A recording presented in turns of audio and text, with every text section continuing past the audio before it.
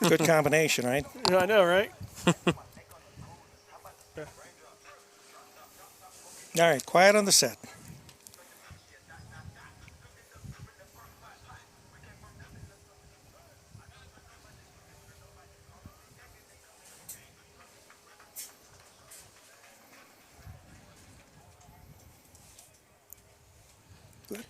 You are looking live here at Tanks Memorial Stadium here in Ironton, Ohio, for Week 7 of our PAFL matchup for the regular season, as we have the River City Buccaneers taking on the Ohio Valley Saints.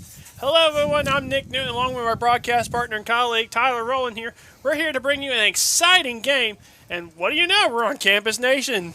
Yes, and we certainly would like to thank Campus Nation, Rick Phillips and Sydney Alexis for coming out here today and setting up what has always been a phenomenal show. I mean, having had the opportunity to do a few events with Campus Nation earlier in the year, and it's certainly looking to be a great event tonight. And, I mean, we're certainly, to us, a sponsor, and we'd certainly like to thank all our sponsors tonight, and that's, of course, Campus Nation, Ironton High School, Andrews Tackett and Associates, Brown Landscape Management, and ProStar Designs. We thank each and every one of you for all you have done for our program. And Nick, tonight, I mean, this is a team that has been on a roll, 500 rushing yards in 2 games. We got this team is really good on the ground, as sort of say.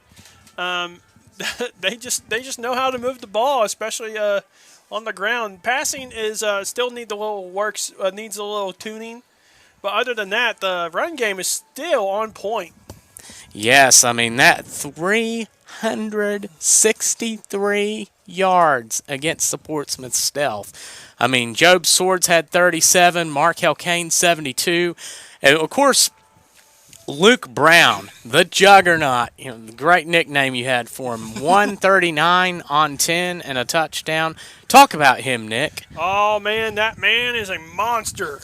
There's a reason why I call him the Juggernaut, because it's kind of like the X-Men character, the Juggernaut, where whenever he keeps moving, it's just hard to stop him, because he is one hard man to bring down. I mean, once he gets momentum, he's just almost impossible to stop. Like, he ended up racking up the first 100-yard game for the River City Bucks last week. And this team's been around for quite some time. And they ended up getting their first 100-yard rusher in Luke Brown last week, because he was like a man on a mission. He was like, I want that 100. And, yes. Yeah, and he sure got him. But today he's going to have to prove himself against this Ohio Valley Saint team. Yes, and this is a game that we have a lot going for us. I mean, this is a team that offensively, I mean, you look at the first two, these last 2 games in which our offense has done very well. When you look at them, the first 2 times we play, I mean, the Crush, we struggled offensively. I mean, it took a late interception return for a touchdown by Job Swords to seal the deal. Then the second time when we played the Portsmouth Stealth, or the first time when we played them, we had 97 total yards of offense. It took the first down of the game with 2 minutes to go in the game, an 18-yard run by Luke Brown on 3rd and 9 to be able to run the clock out. And now you look at this improvement over these last few weeks. Talk about that. Yeah, I mean, ever since we added a new quarterback and Job Swords under center here during the week we played the Crush in Dayton, this has been a completely different team. They're putting more points on the board. They're moving the ball better. We're not actually cringing up here saying, oh, goodness, our offense is on the field. How are we going to do? No, it's actually, man, we may actually score on this drive. So now it's this offense has been firing all cylinders ever since the loss to the Storm here, and they're going to. I look to see some fireworks today, especially with Luke Brown in the backfield, and you got Job Swords under center. Oh, it's going to be a fun one today. Yes, and I mean, this is a Saints team. They've struggled some, but all in all, I mean, I feel like if we come in and the weather today is going to have a big impact. And Nick, talk about that, because of course, I mean, and you've played semi-pro and you had that experience. And talk about a game like this, because this is not I mean, even though for this time of the year, this is not usual weather. No, it is not. The key to this game is hydrate, hydrate, hydrate, hydrate. Because right now, as I'm looking at my phone, it is 93 degrees out here. And it's probably about 10 more degrees hotter on that field because it's turf. So hydration is going to be key. We may see a couple guys go down due to cramps and other heat-related injuries.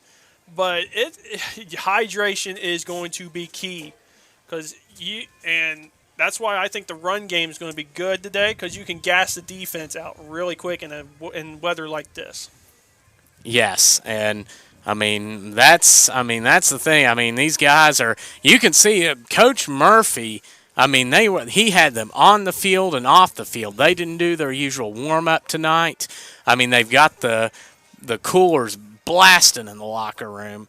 I mean, they are doing everything they can to.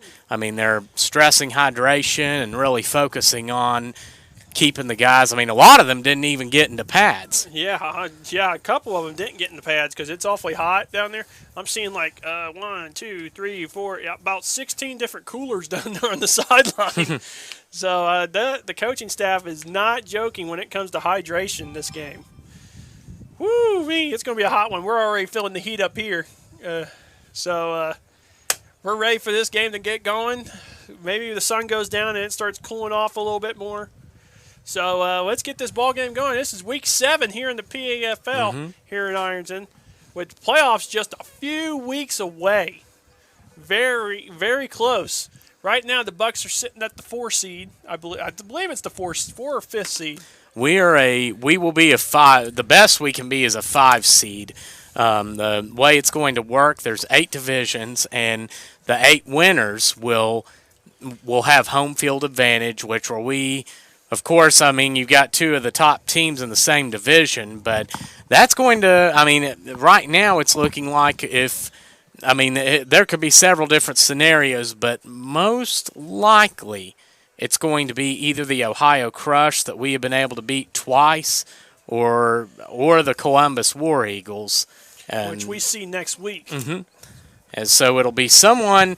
I mean, even though it'll be someone that will have played. Yes. And I mean, there's just that when you establish that level of comfort. Of course, I say that before because you remember when we were with the Tanks, we beat Butler County 2 times in the season, once by 37-6, and then we play them in the championship game at home, and we lose 8-3. So, well, like they say, it's hard. It's hard to play a team once. It's really hard to play them twice and get 2 wins, but it's almost impossible to get a 3rd win on them in a row in the same season, because they seen what you did the first time. They kind of measured you up. Second time, they try to counteract it, see if that would work. Third time, they usually put in the process, and they usually stop you on that one, because the third time is just it's just difficult. You playing a team that knows exactly what you're going to basically run because you played them twice already. Yes. Which is why I think if the playoffs were to start today and we would have to play the Crush, I say the Crush would give us everything they got. We would actually kind of struggle against them because that would be the 3rd time we played them. Right. And it's always hard to play somebody 3 times in a season.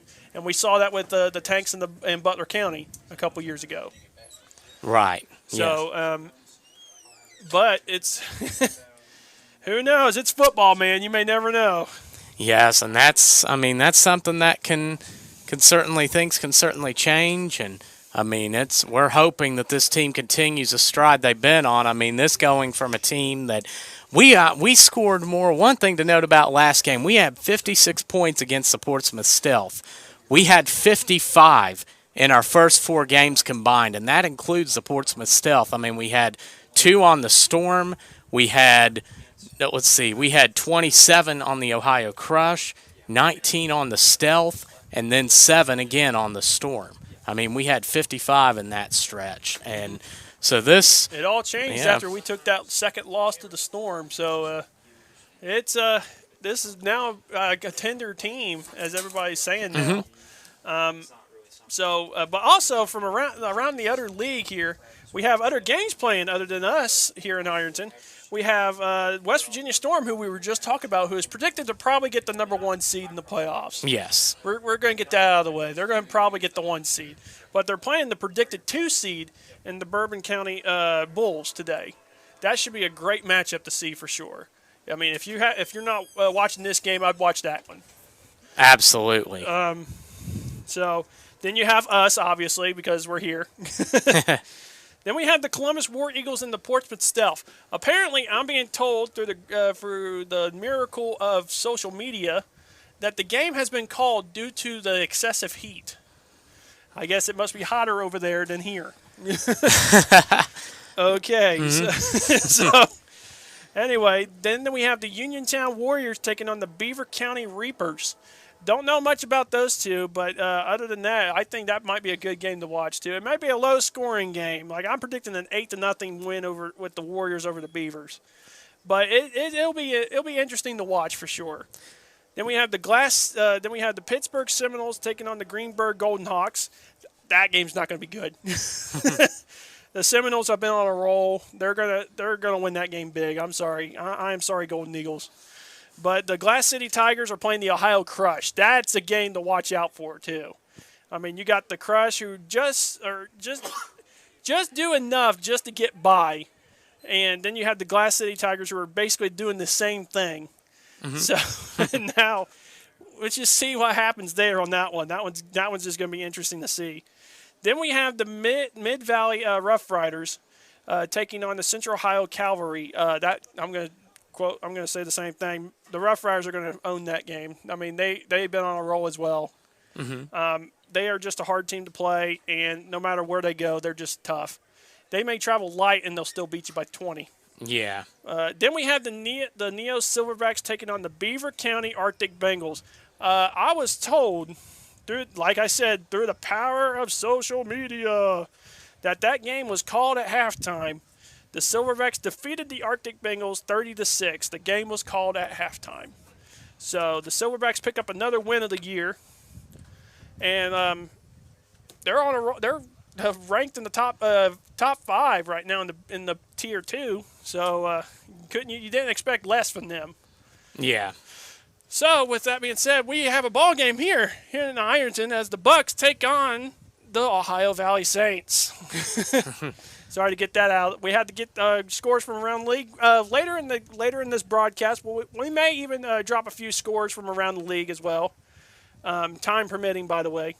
But with that being said, I think we're ready for some football today. Do you think so, Tyler? That's right. It's going to be a big game. We're getting a solid turnout here, and I mean, definitely going to be a big matchup in which we'll have a lot of good things going on. So, well, I guess we can take our first 30-second commercial break. Yeah, I think we could take our first. Actually, we're going to take a little longer than that. It's going to be about a minute. Okay. 30 seconds. This is Military Appreciation Week, right? Yes, it is. Yes. Oh man, how could I forget? That's right. So what we're going to do is we've got a special thing here, and we're going to go ahead and run that.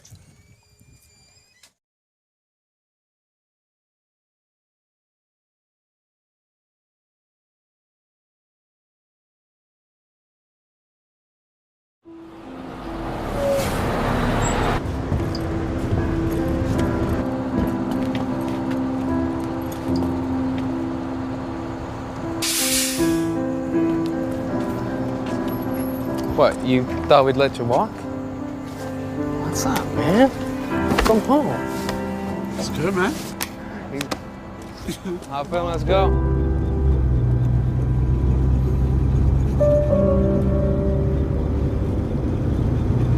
Mike, you passed my street. Yeah.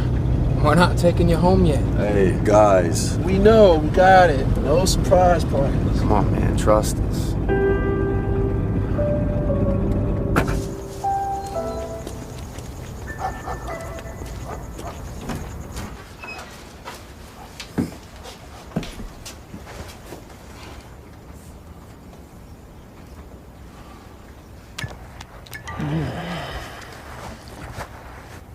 We're watching the Final Four? But that was 6 months ago. Well, we always watch together, right? So we waited for you.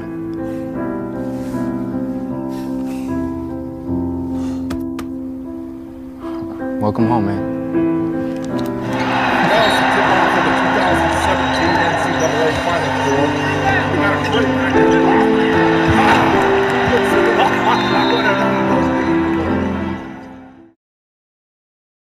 And we are back here at Ironton High School at Tanks Memorial Stadium for this Military Appreciation Night game between the River City Buccaneers and the Ohio Valley Saints. And we're now at midfield for the coin toss. And you can see, of course, the Bucks are both teams that have several veterans on their team. And looks like the toss has been...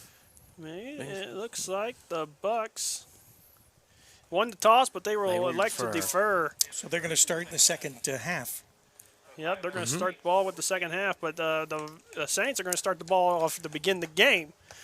So, with that being said, I think it's time for the national anthem here, and here in Ironton. So, well, as we prepare to honor America, we'll take this moment to pause for a second.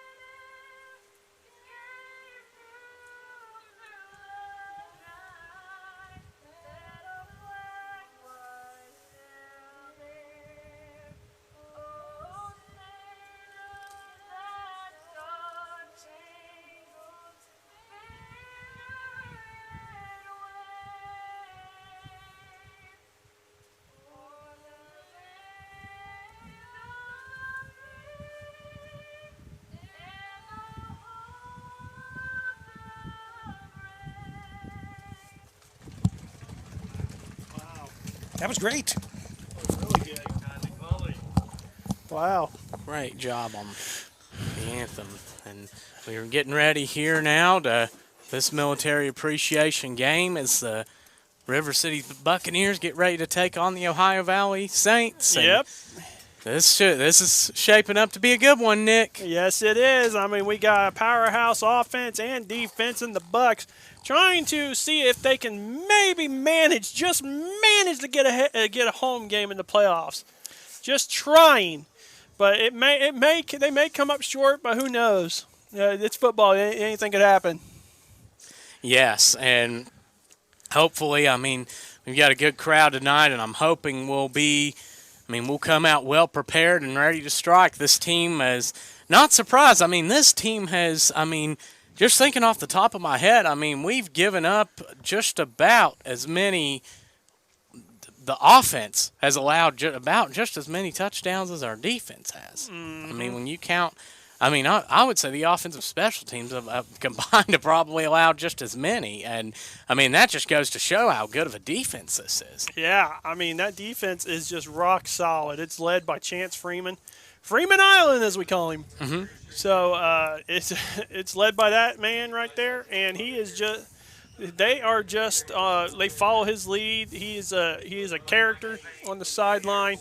He's a great team leader, and he just wants to win. And he's willing to put his body on the line on defense to make sure he gets it. One of the things we want to remind everybody, obviously there are two teams that are playing against each other. This team, the Saints, they are from Xenia, Ohio, which is actually, I have a radio station up there, WZAA 106.9 LPFM. Really? And they're in our broadcast area. So one of the things that we want to say is they're in our backyard as far as broadcast. So anyone that is in the Xenia area, True. we want to say a hi to. And obviously we hope we have a competitive contest tonight. True, absolutely. I mean, sorry we're not really talking much about the Saints. It's just we don't really know too much about them. Other than they were picking up some big wins earlier in the year, and I think they could be underestimated team in the league, and they're a team that a lot of people just don't give them credit for. As we get ready for the ball game. Bucks are getting ready to coming out the locker room right now. The Saints are getting ready for a kickoff. I think we're ready for a ball game.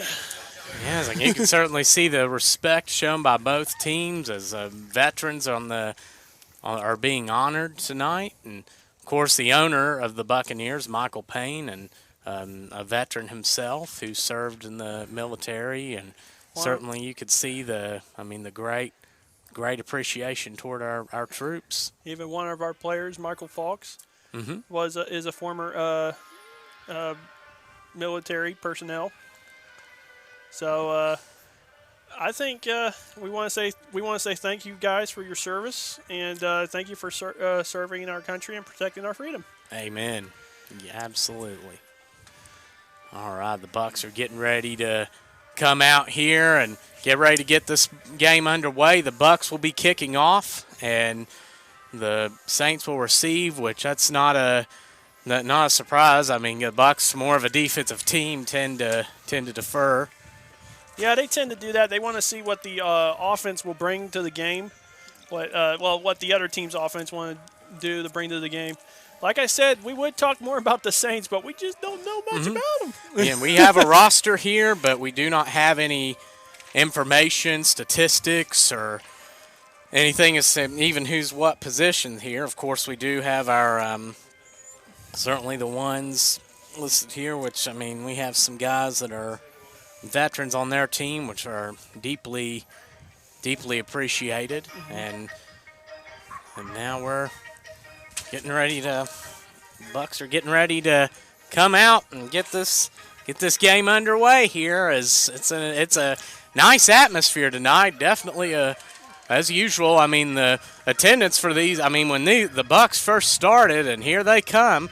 I mean, when this program first started, I mean, they lost their first 5 games. And, I mean, attendance was really struggling. I mean, when a lot of teams fold, they stuck with it. I mean, they finished the year. They won their last 2, got into the playoffs in 2017.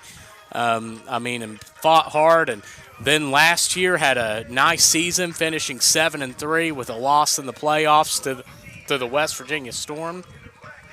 And now, I mean, sitting at 4-2 with their only losses, close games to the West Virginia Storm. Who is the number 1 team in the league? Yes. And they weren't even that close. They were pretty close, too.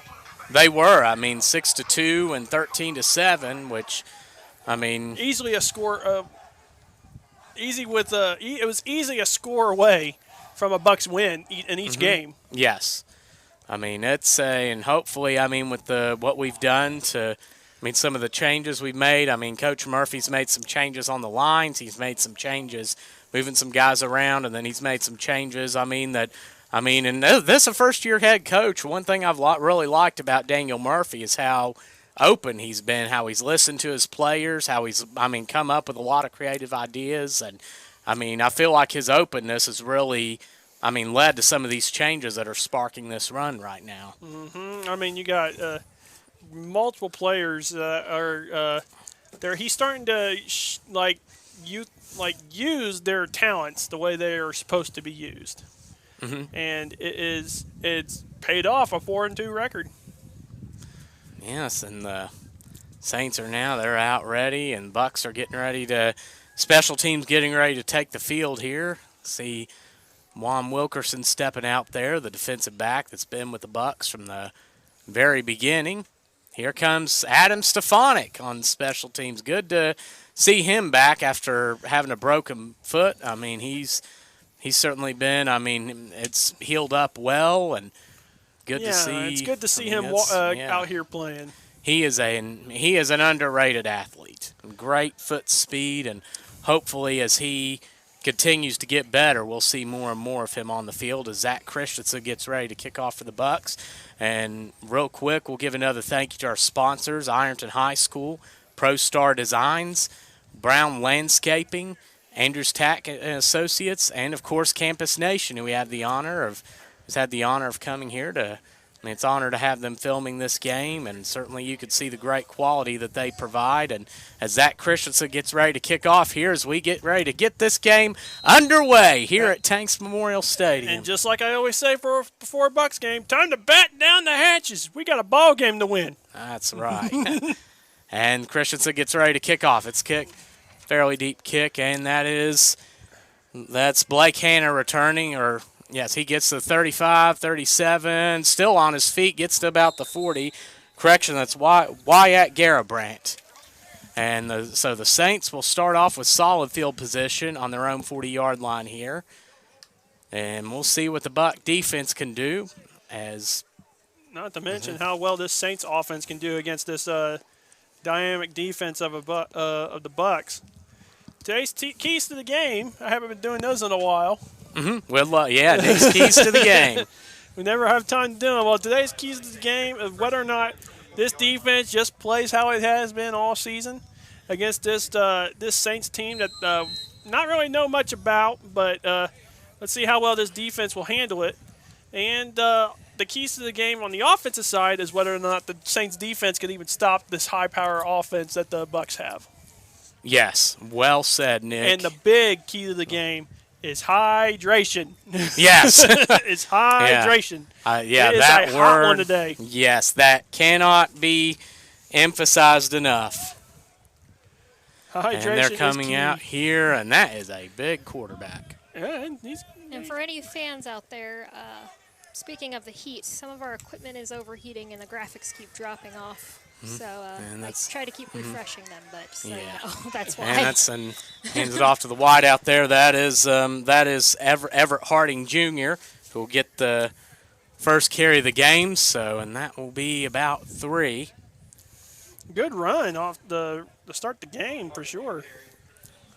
So Harding goes for 3 on the first carry of the game, and so they decide to spread it out here early on. And we are getting, since we didn't get no film on these guys, so I'm literally filling out the roster for them as we're going along here. And that is Chris Blair at quarterback, and we got a flag down. A few hankies on the field there. Oh, yeah. You should have seen a couple weeks ago. We had so many flags, you could have made a tarp out of it. Oh, that's going on the Bucks, so that's going on. Got to get better at that, guys. So many times they try to anticipate the snap of the ball, so that's where you get these encroachments. Mm-hmm. And Chris Blair hands it off up the middle, and he's met in the backfield. Woo! He got swallowed up by a host of Bucks there, led by, it looks like... That's Austin Blair on the carry. Looks like that was...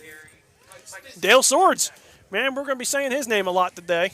Dale Swords, who had a touchdown up front, an interception return, and a touchdown passing on a fake punt last week. So now that's going to be a loss of 2 and a 3rd and 3 for the Saints here. It's 0-0. We're early in the game, first quarter. No, that's deep shotgun formation.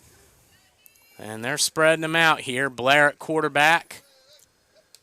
And the ball snapped. Blair's under some pressure, throws it, and it's incomplete. Oh! Nearly picked off by Lenny Jackson. I'm going to say this right now. He catches that, he's still going. Yes. He's still running. That was intended for Jonathan Enright, number 7. So something like that, if you were the quarterback, you're probably better off just taking a sack. I mean, because if you throw that up and he actually catches that, he's still going. He's gone. Yeah. There are points where you just need to take the sack sometimes. Yes. And you just don't see that enough at semi-pro. You often see guys Try to make try something to force it. Yeah, try to make something out of nothing, and then they force it, and it ends up bad. So here they come again now. It's 4th and 3. They're going to go for this. That's Blair at quarterback on the right side. That's Jonathan Enright, Ben Anderson, and Andrew Yep. That'll be 5. That'll be 5. Just to let everybody know, we've got our color commentary from Nick Newton. And, of course, we all know Tyler from some of the games that he did for the BCFL for us earlier in the season. We've got Kevin, I guess that's Carter at the camera position, and Andre Canada at another camera position. So we want to thank them. And Rob Willard is on the PA tonight. So once again, congrats to all the people that are helping make this game possible tonight on Campus Nation. Yeah, we're trying. And, of course, Cindy Alexis is still doing the graphics. That's like right. Every Yeah, other and yours truly, Rick Phillips here. I forgot myself, huh? Yeah. Forgetting everybody. Okay, so it looks like they're not moving the chains. They're gonna wave off the flag.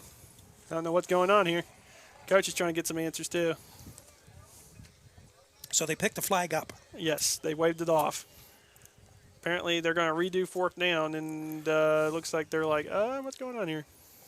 Fred Crozier checks into the game for the Bucks. The back who had he plays some defense too, but of course a couple weeks ago had 50 yards rushing, 50 passing, 50 receiving. If I'm the Bucks, you need to watch the snap because that's twice they would have gotten you. They were lucky on that snap as they're showing a blitz there. Dale Sword's creeping up, and some movement up front from the offense. Yep. Saints. So that's going to make a 4th and 8 now. Yep. Instead of a 4th and pretty cheap, manageable, it's going to be like 4th and about. So once again, do you punt it or do you try it? I would punt. I would punt because if you don't get it, they're in your territory. Because if you turn it over right here, then you're asking for trouble. And it looks like they're going to go for it. So it's 13:02 to go in the first quarter. That's why we don't coach. 0-0. It's Blair at quarterback. That's Anderson and Ben Anderson. John Enright on the right side. It's a shotgun punt. It's way up there and short. But it was effective. Yes, it was. Fred Crozier's going to try to sneak that in there. But so the Bucks are going to start from their own 40. So all in all, good first possession for the defense. Hold them to 3 and out. Yeah, I mean it could have been worse for the Saints. It could have been the Bucks at the 40, at the Saints 40. Yes, we were lucky. Well, they were anyway. Yeah. Well, anyway, this offense is led by Job Swords here, and Luke Brown in the backfield. Most likely we're going to see him today. Yes, that is. Let's see. And we're going to go shotgun formation. That's Job Swords, Luke Brown in the backfield. On the left side, that's Jeremy Johnson, Elijah Adams, Chase DeVore on the right at tight end, and Fred Crozier lined up out right. 1st and 10 here for the Bucks. They're going to go deep here. Yeah, they're sending they're creeping some guys up, and it's handed off to Luke Brown. He's going up the middle, plows for about 3-4 there, maybe 5. Man, like I said, there's a reason why he's called the Juggernaut, because it just takes more than one person to bring him down.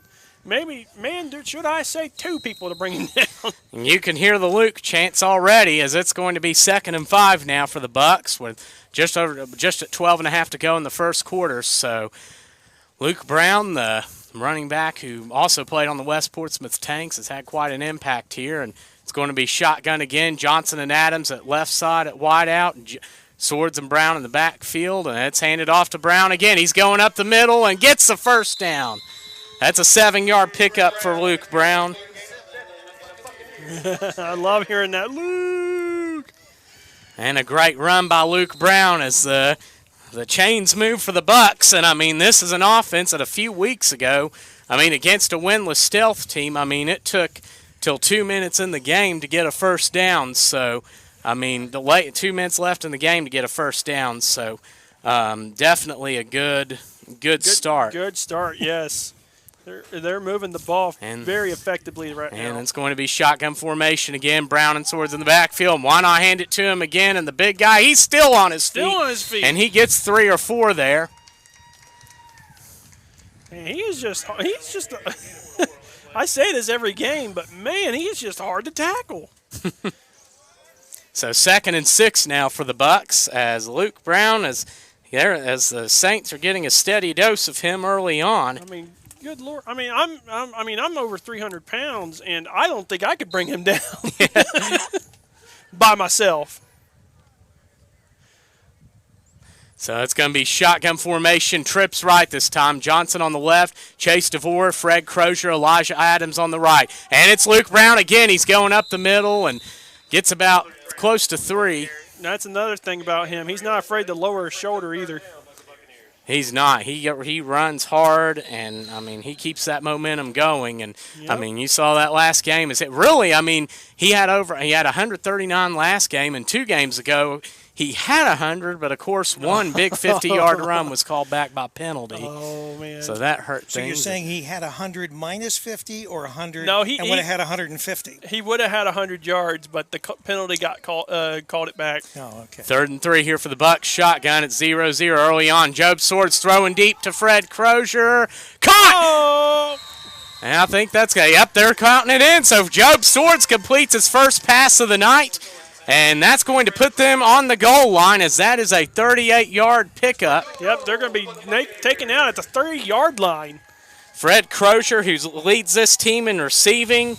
Who else? I mean, the phenomenal athlete from Charleston comes in and makes a big play on third down. And it's 1st and goal here for the Bucks with just under 10 to go in the first. Shotgun formation, fakes it to Luke Brown. Job Swords running around, trying to beat this man around the corner. He does. He's in. Touchdown, Bucks. Bucks have struck first.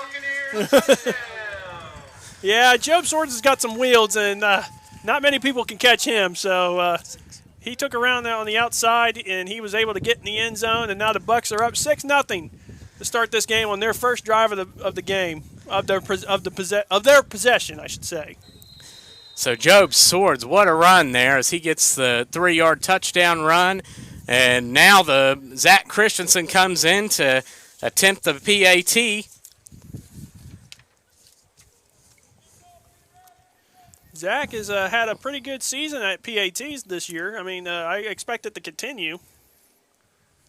Yes. That's Oh, high snap. and Oh, it got kicked it up. block-butted. Oh, Oh. just short. It's that old announcer's hex. Yep. Oh, man.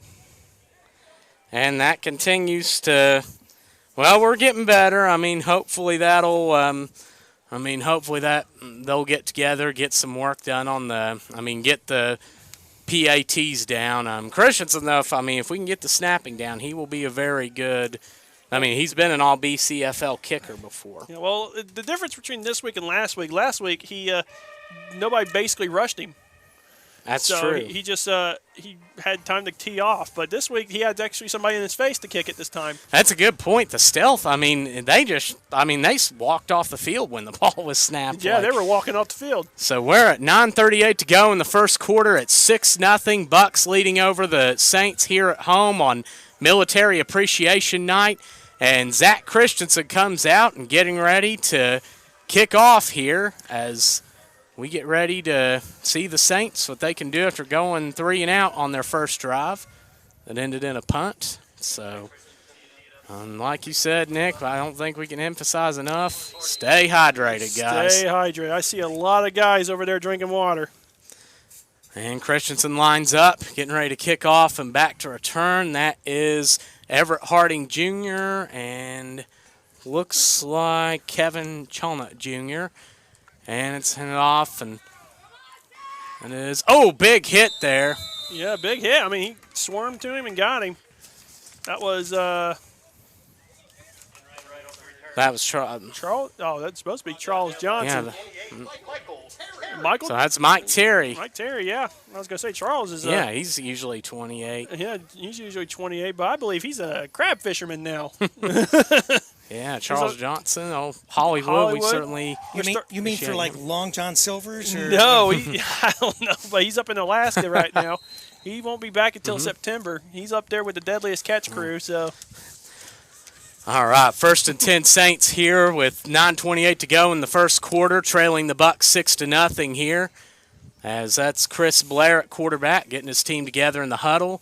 And they are going to come out. That's going to be shotgun. Looks like empty backfield again. At wideout, that's Ben Anderson, John Enright on the right side, and on the left is Everett Harding and Nathan Callaway. And Blair drops back. He's looking for an open man under some pressure, and Zedrick Lewis gets to him and pushes him out of bounds. Yep, but we do have a flag on the play. There's a little bit of laundry on the field. There's a hanky. What do you see what the call holding? is? Oh, wait, what is it? What is it?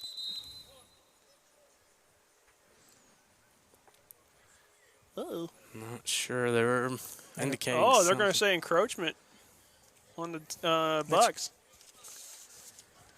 More than encroachment. Huh. I guess he was lined up off. One of the players was lined off offside. On the Buccaneers, it's a 5-yard penalty. Will replay first down. Oh, so a good play for the Bucs turns into a disaster play. So that's going to be a 1st and 5 now for the Saints. What could have been a 2nd and 15 is now a 1st and 5, and 2 encroachment penalties on the Bucs tonight. Got to watch that. Yeah, they are not being disciplined on that line today.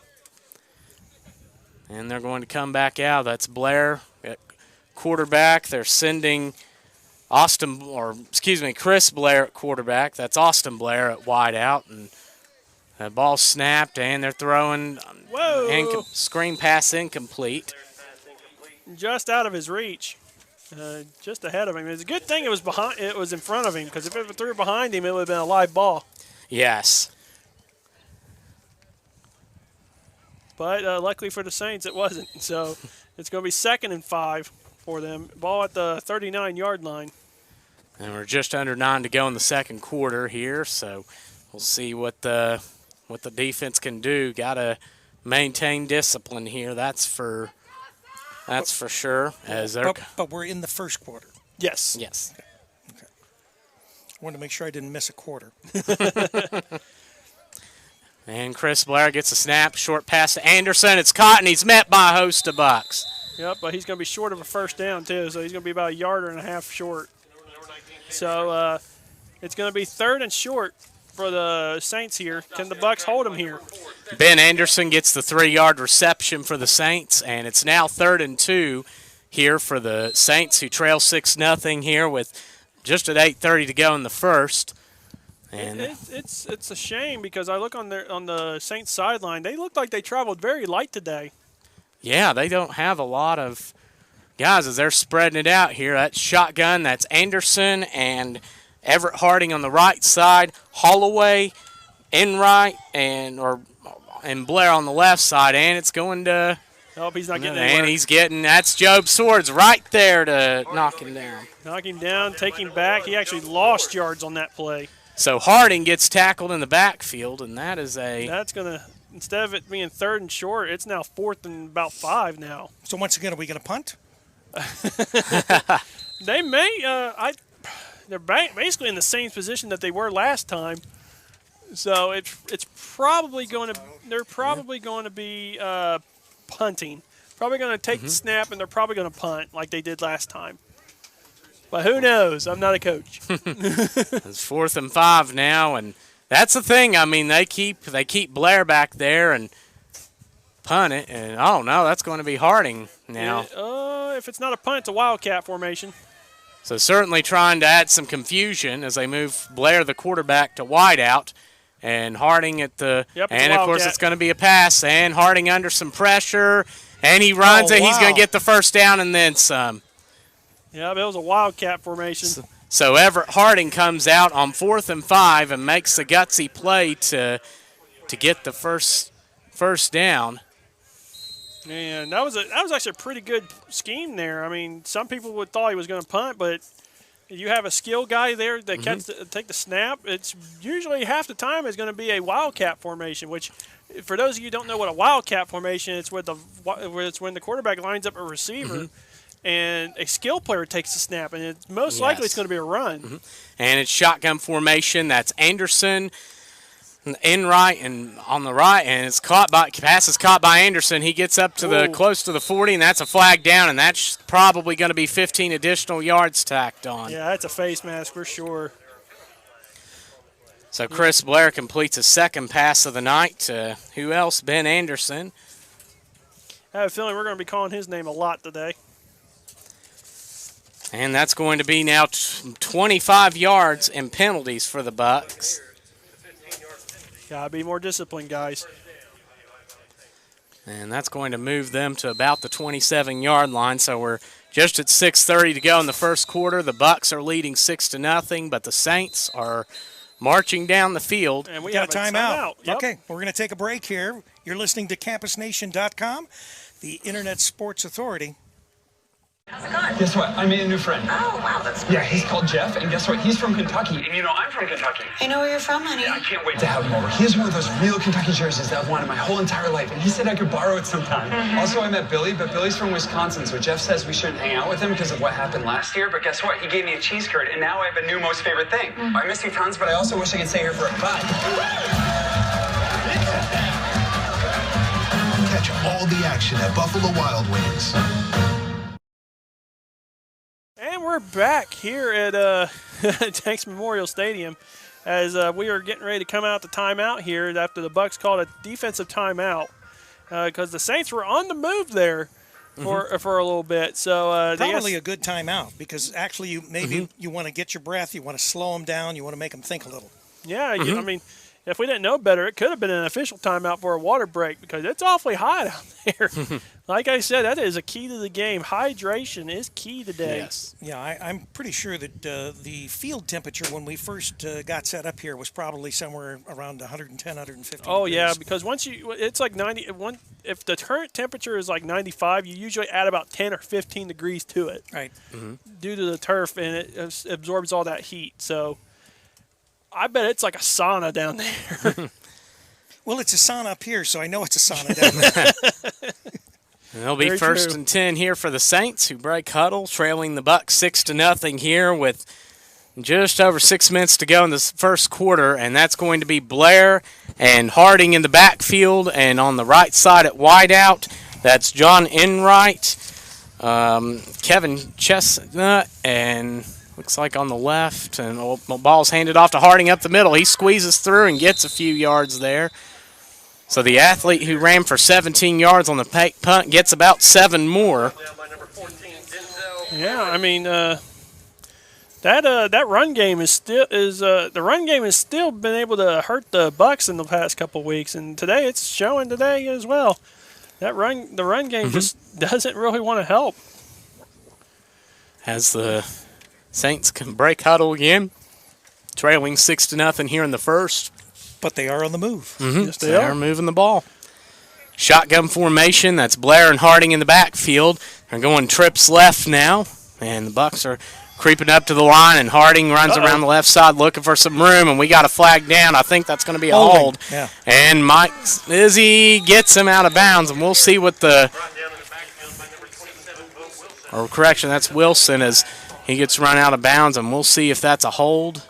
Typically, that is in the area of holding, so Yep. I would imagine that's probably what the hanky was all about. Yeah, they're probably going to decline this penalty due to the reason that he actually lost yards on the play. Yeah, it'll probably be because that'll make it a third and pretty close to 10, maybe a little bit further back. No, they're going to take the penalty. Huh. I would have declined it.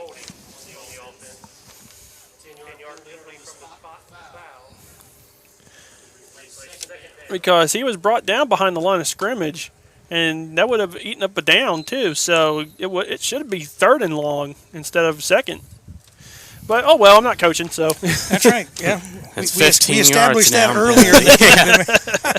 15 yards now in penalties for the Saints here, and they're going to go shotgun. Blair alone in the backfield, and let's see here. Well, they're slipping Austin Blair at tight end now. A little bit of a different look there on the second and long. And Chris Blair fakes it, throws it deep, and almost intercepted. Cedric Leggett nearly picked that off. Oh, he was on his fingertips too. Leggett, who had a phenomenal, really had almost, you could say, 2 kick returns for a touchdown against the Stealth, as they ripped his helmet off and he kept running on that one. And then the second half, he got right in there and they kicked it to him again. And Juan Wilkerson pitched it back to him and he ran it back all the way. And as now the Saints are going back in the huddle here, trailing the Bucs 6-0 with over 5 minutes to go in the first and the third, and long scenario here. And that's going to be, they're going to go shotgun empty backfield. Chris Blair at quarterback. And the ball snapped. Blair's looking. He's under a lot of pressure now as it's thrown. It's picked off by Lenny Jackson. And Jackson's going down. He gets to the 30. It gets flipped over about the 32-yard line there. So Lenny Jackson gets the interception, and the Bucs will take over. So the Bucs get a stop on what was a pretty good Saints drive. Yeah, it was a good drive by the Saints, and once they got that holding penalty, it just kind of hurt them. And then he tried to force another pass in there under pressure, and and this time the Bucs capitalized on it and came down with the interception. So now the Bucs leading 6-0 with 5:07 to go in the first will start on their own 32-yard line, and with a good drive could put some more points on the board here. And that's going to be Job Swords coming in there to lead the offense. I think it's cooled off. It's probably only about 90 right now. Yeah. I hope so. And that's going to be shotgun formation. That's Swords and Luke Brown in the backfield. Jeremy Johnson, Elijah Adams on the left side. Chase DeVore at tight end. And I can't quite see the right side. It's handed off to Brown, though. He's going up the... Gosh, he's a hard guy to tackle, and he plows his way for 3. Yeah, he's always getting at least a yard. He's always at least getting a yard, 3 yards or 2. So he's just a hard runner. He fights for every yard he gets.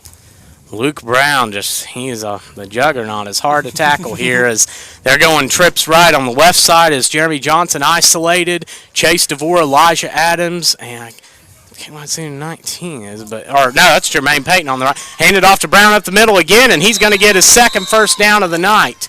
So that's 8 yards, and Brown, Nick, 29 yards, 6 carries so far. Wow. 2 first downs. He keeps this up, he's going to break 100 before this half is even over. So the Bucs leading 6-0, get another first down here, and they're putting I thought Big Jack Brewer he's run the ball some this year. I'm just getting my hopes up. Shotgun trips, Brown and Swords in the backfield, and the Saints are showing some pressure up the middle here. And it's going to be a pass thrown to Chase DeVore, who had a touchdown last game. DeVore plows through a tackler. He's another one hard to tackle. Can't get much there, but maybe a yard. But Chase DeVore, he's had a touchdown in each of the past 2 games and has a nice set of hands, a good tight end that does some good blocking and can make quite a difference maker on the field. He doesn't always get the credit, but he certainly, he makes a lot of good blocks that go unnoticed. Yes, he does. He's a workhorse out there for sure. He's not afraid to lay the wood on somebody, and he's not afraid to catch a pass and keep going with it. Mm-hmm.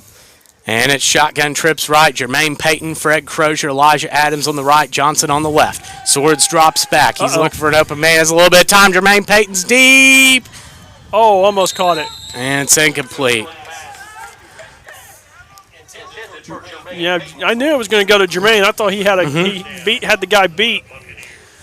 And they had pretty much in double coverage there. Swords can every now and then can be bad to force one in there, and I think that was one he might have forced it. Mm-hmm. So 3rd and 9 now for the Bucs, leading 6-0 here with 3:14 to go in the first, and Swords is getting ready to lead this team out here, and they're going to go. It's going to be shotgun trips left this time. That's Payton, Crozier, and Adams on the left. Jeremy Johnson on the right.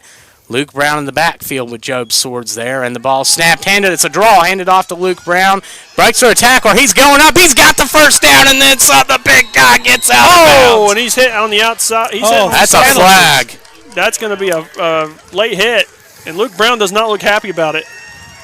It's going to be an extra 15, I would say, from that point. Yeah. So, Nick, where was that? ball. That was on the 46, right? Yeah, somewhere around so there. Yeah, he picked up quite a few yards on that play. He was brought down at the 36-yard line. But he took a hit on That's a when he hit the 14-yard run. when he was on the sideline. So it's going to be a late hit. He's going to get a first down and then some. So now they are in the red zone.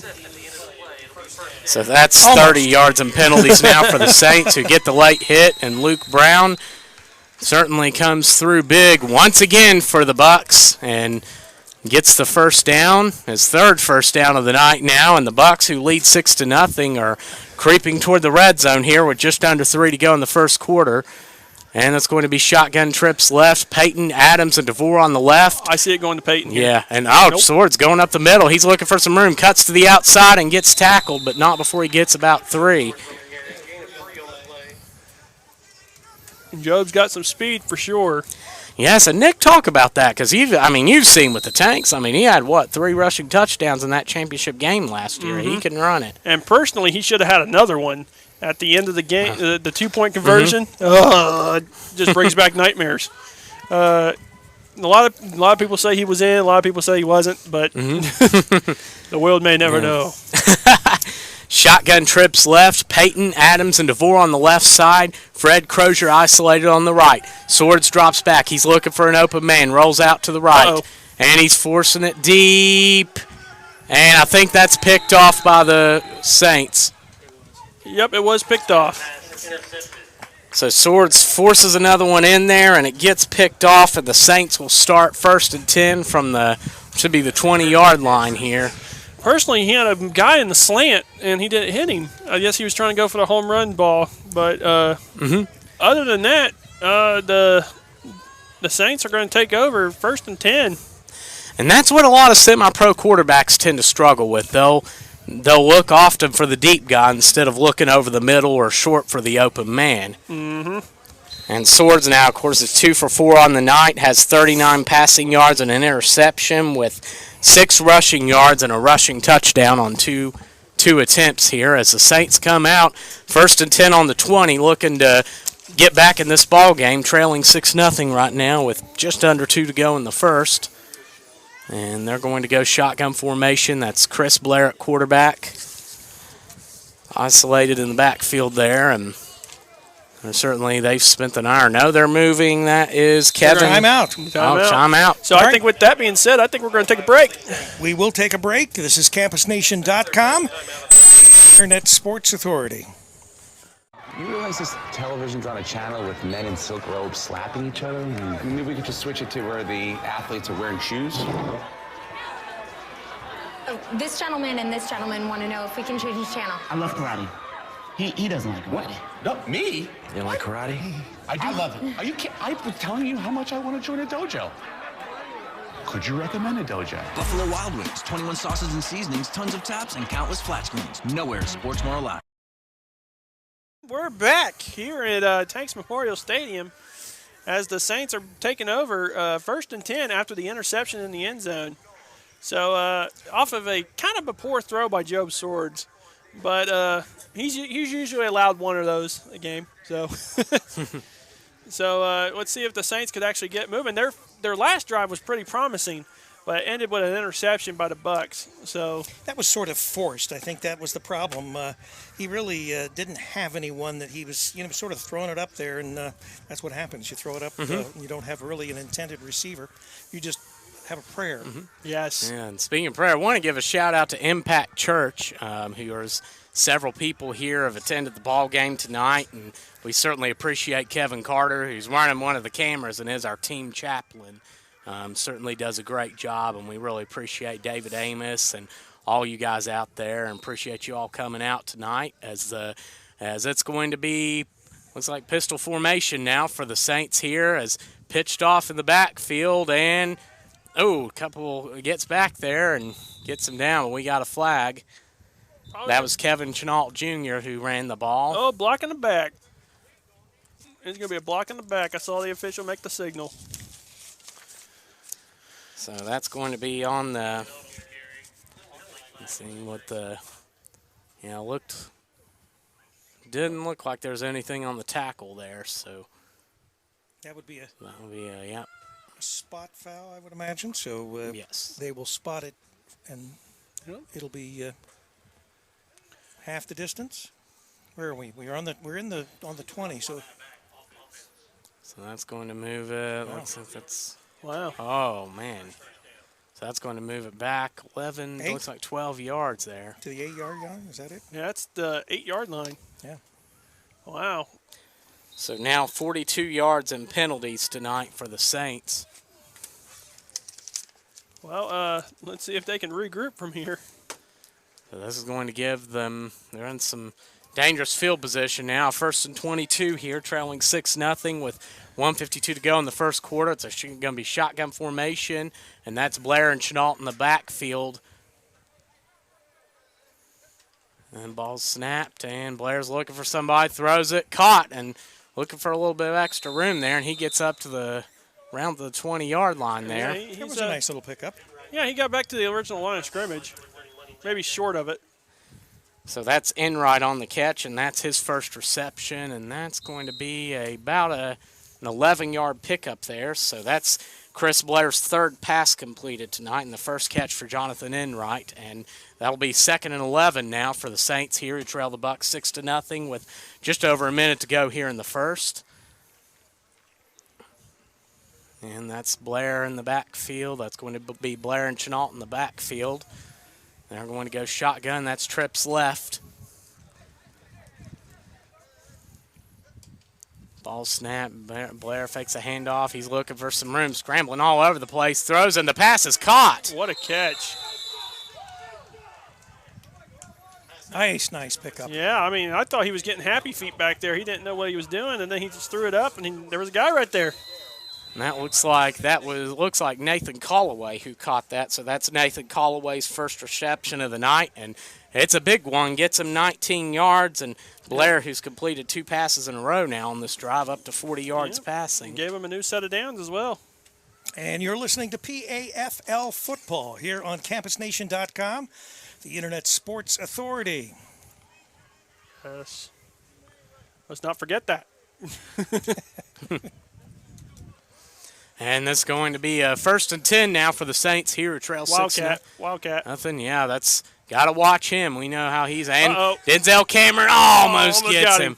His first game back here as Harding's rolling out, looking for someone to throw to, and he doesn't find anybody and gets tackled. So that's going to be a loss of 5 there. Great defense. Great defense. He couldn't find anybody open, so he tried to run for the sideline and try to make something out of nothing, but they managed to cut him off and bring him down for a sack. And who else? Bo Wilson, who's been all over the place tonight, and that's going to be a 2nd and 15 now for the Saints here. And with just under 10 seconds to go in the first quarter. Yeah, that'd be awesome to see Denzel Cameron get one tonight. He's back from injury tonight. His parents who flew in to watch him play. And yeah, he said he was going to give it a go today. Yeah, and he certainly has his burst.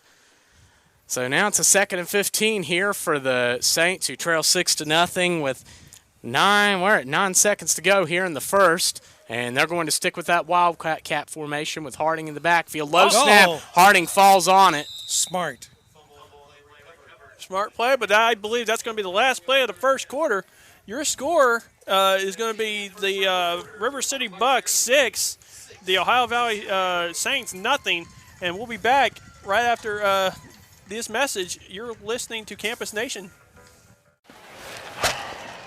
Quit eating your burgers off a coffee table.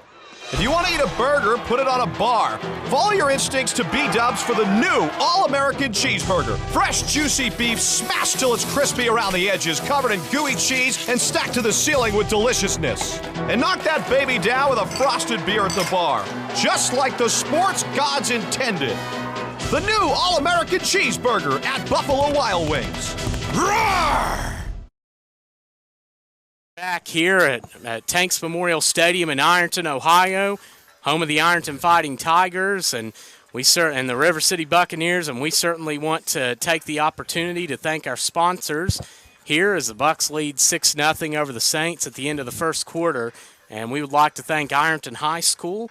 We would like to thank Brown Landscaping and Andrews Tackett and Associates, ProStar Designs, And, of course, Campus Nation, who has driven all the way here to film this game. We greatly appreciate you and what you do, and all of our sponsors. And so the first quarter, I mean, the offense, we come out and get a quick strike, but then we get another good drive, and Nick, we fell just short at the end. Yeah, it fell just short. I mean, I thought the Bucs were going to score again on that drive, but Job rolled out and couldn't see anything, so he tried to force one in there, and they came down with it in the back of the end zone. But but the defense is holding. No, let's get that going. The Bucs defense is still playing Buck defense, as we call it, and well, they're going to line up here and. The Saints are here at the 31-yard line. And this is going to be a 3rd and about 22. 3rd in West Virginia. And that's a shotgun formation. Blair in the backfield under some pressure, and Michael Falks gets him down. All his receivers were covered pretty well. Oh, yeah. With nowhere to go, and that was the smart thing to do. Might as well take the... just take the sack. Don't force anything in there and force another turnover. And a couple of more additional sponsors we want to mention. Chris Bartleson from North Chillicothe Auto Mall, Ironton Rotary Club, and Mark Massey. We want to thank you all for all you've done for our program and for sponsoring this military appreciation game tonight, as it's going to be a 4th and about 25 for the Saints, who trail 6-0 here with just over 14 to go in the second, and probably I'd say they're lining up in shotgun, but I'm going to guess they're going to punt this one here. Of course, they slipped one on us earlier, so we certainly have to stay on our guard. This will definitely be a punt. I can't see anything tricky. Yep, good punt. Oh, Very good punt. Great kick. That goes back, and Fred Crozier's going to take it. He's the 35. He's looking for some room. He's got it. 50, 45. He's to the 40. He goes. He's to the 30. Gets struck down from behind, but not before about a 50-yard run back. That was nice. Very nice. Fred Crozier, who's been all over the field this year, a deadly athlete to defend. He's led the team in receiving and been one of the leaders in rushing, and certainly he's always a treat to watch, and he gets a big punt return that's going to set the Bucs up on the 24-yard line of the Saints here early in the second quarter, so hopefully we'll be able to capitalize on this. Yeah, hopefully. I mean, good return, and man, the Bucs have they might as well just put buy a mortgage here on this side of the field, because that's all they've been. They've been on the Saints side of the field like 90% of the time. And Swords leads the team out. It's shotgun trips right. That's Elijah Adams, Fred Crozier, Chase DeVore on the right. Jeremy Johnson on the left, handed off to Luke Brown up the middle, and he gets 1 or 2. And that's 8 carries now for Luke Brown tonight, the big running back that ran for 139 last week. And tonight has done pretty well, 44 yards, 8 attempts so far. And it's going to be a 2nd and 9 for the Bucs here with just over 13 to go in the first quarter, as they lead 6-0 and hope to make this lead double digits on this drive. Yeah, hopefully. I mean, they very well could. I mean, the way this offense has been playing today. I mean, sure, Job threw an interception, but... And it's shotgun trips right. That's DeVore, Crozier, and Adams on the right, Johnson on the left, and Brown and Swords in the backfield. And the ball's handed off to Luke Brown again, and he's met at the line. Still gets maybe 1 or 2 there. Yeah, he got about, it looked like the line was calling out something, saying that, I think their blitz is coming. Looks like the Saints have adjusted a little bit there as Brown gets his 9th carry of the night. So 3rd and 9 now for the Bucs here with just over 12 to go in the second. I wouldn't be surprised if this goes to the air. If not, he's just going to hand it off to Luke Brown. He very well. This is a team that has run it on 3rd and long. So like we just saw, like the last quarter. And it's shotgun trips left. Johnson on the right, DeVore, Crozier, and Adams on the left side. And Swords drops back. He's rolling out under some pressure now, looking for an open man, and throws it and picked off. So Swords now 2 for 5 on the night with 2 interceptions. Another pass he throws in the end zone that's intercepted. So now the Saints are going to come out and take over here, first and 10. So the Saints dodge another bullet, and Swords throws a pick. So 2 for 5 now, 39 yards and 2 interceptions. So I'm sure Job will make some adjustments and get this team coming back out. But the Saints have certainly had the ball. I mean, they have had the ball a long time tonight when you think about it. Yeah. I mean, they keep getting on the field. So now Blair will come lead the team into the game at quarterback, and the Saints are going to take a timeout, and so will we here. We will take a 30-second commercial break, and we'll be right back here on Campus Nation. Easy chip shot. So much for overtime.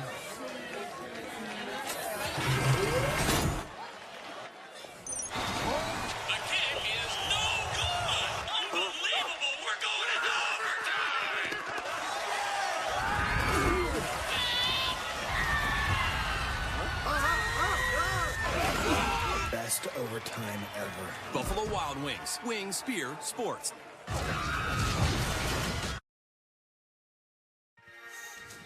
And we are back here at Ironton High School, and we're here for this military appreciation game. It's the River City Buccaneers are leading the Ohio Valley Saints 6-0, and the Ohio Valley Saints, who just called timeout, are getting ready to come back in and start this offensive series as the Bucs turned it over on an interception just now. And this game, while we're in timeout, though, we certainly want to take the opportunity to once again thank our sponsors again. John Gillenwater, Pro Star Design, Brown Landscape Management, Andrews Tackett and Associates, Chris Bartelson from North Chillicothe Auto Mall, Ironton Rotary Club, Mark Massey, Ironton High School, and, of course, Campus Nation. We thank you and appreciate all of you for your support of our program here. As the Saints are getting ready to break huddle, they trail 6-0 to the Bucs with 11:53 to go in the second quarter. And it's certainly going to be a big game here as in this military appreciation night. You could see the fans in the crowd, both fans in the sense of liking the Bucs and fans in the sense of they got a lot of fans there because of the heat tonight. and that is we're definitely seeing the fans out. Mm-hmm. Blair and Chenault in the backfield here. That's going to be shotgun trips left for the Ohio Valley Saints here, sending a man in motion. That's Harding. Got to watch him. Hand it off to him. He's going up the middle looking for a little bit of room, and he gets some yards there. That is a small back, and he finds a way to get through there, and he sure did that time. He gets 5 or 6 on that play. Yeah, I mean, he saw a hole, and he took it. He didn't. He decided to keep going. So that's a gain of 6 now for Harding. Of course, he's been tackled a couple times in the backfield when he's been handed the ball, but all in all, I mean, he's had a couple good gains and a 17-yarder on a fake punt that landed a first down. So now 2nd and 4 here for the Saints, who trail the Bucs 6-0 with just over 11 to go in the second quarter. And that's Chris Blair, and it looks like Chenault in the backfield with him. They're going shotgun trips left again, sending Harding in motion, and it's handed off to Chenault. And Job soars at the ball, comes out. And Callaway gets it, Barry. Job Swords with a picture-perfect tackle. Managed to get that ball knocked out. That was a heads-up play to pick that ball up. That was anybody's ball laying there on the field. Yeah, like the Bucs thought the play was over. Yeah, got to keep your head in the game, and that was certainly good pursuit by Job Swords. Way to get back there and force that. I mean, nasty tackle that forced the fumble on that, but just couldn't quite get to it to get the ball, and I mean, which would have been right in the red zone. But it's going to be 3rd and 9 now for the Saints here with just under 11 to go in the second quarter, and the Saints, who trail the Bucs 6-0. and looking, of course, to get on the board here this drive, but we'll see if the Bucks defense can come through, and they are going shotgun trips, empty backfield, actually. And that's Chris Blair all in the backfield. Blair's under some pressure. That's going to be a definite hold. Oh, Lenny Jackson nearly gets the interception. Oh, he knows it too. That's going to be a hold on the left tackle there for the he's Saints. giving me my 10.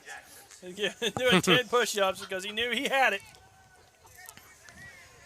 Which Lenny Jackson certainly tough on himself, but certainly has had some outstanding play this season for the Bucks, and he's made some good stops, including been deep to defend a few passes here as the Saints come out here on this. What's going to be?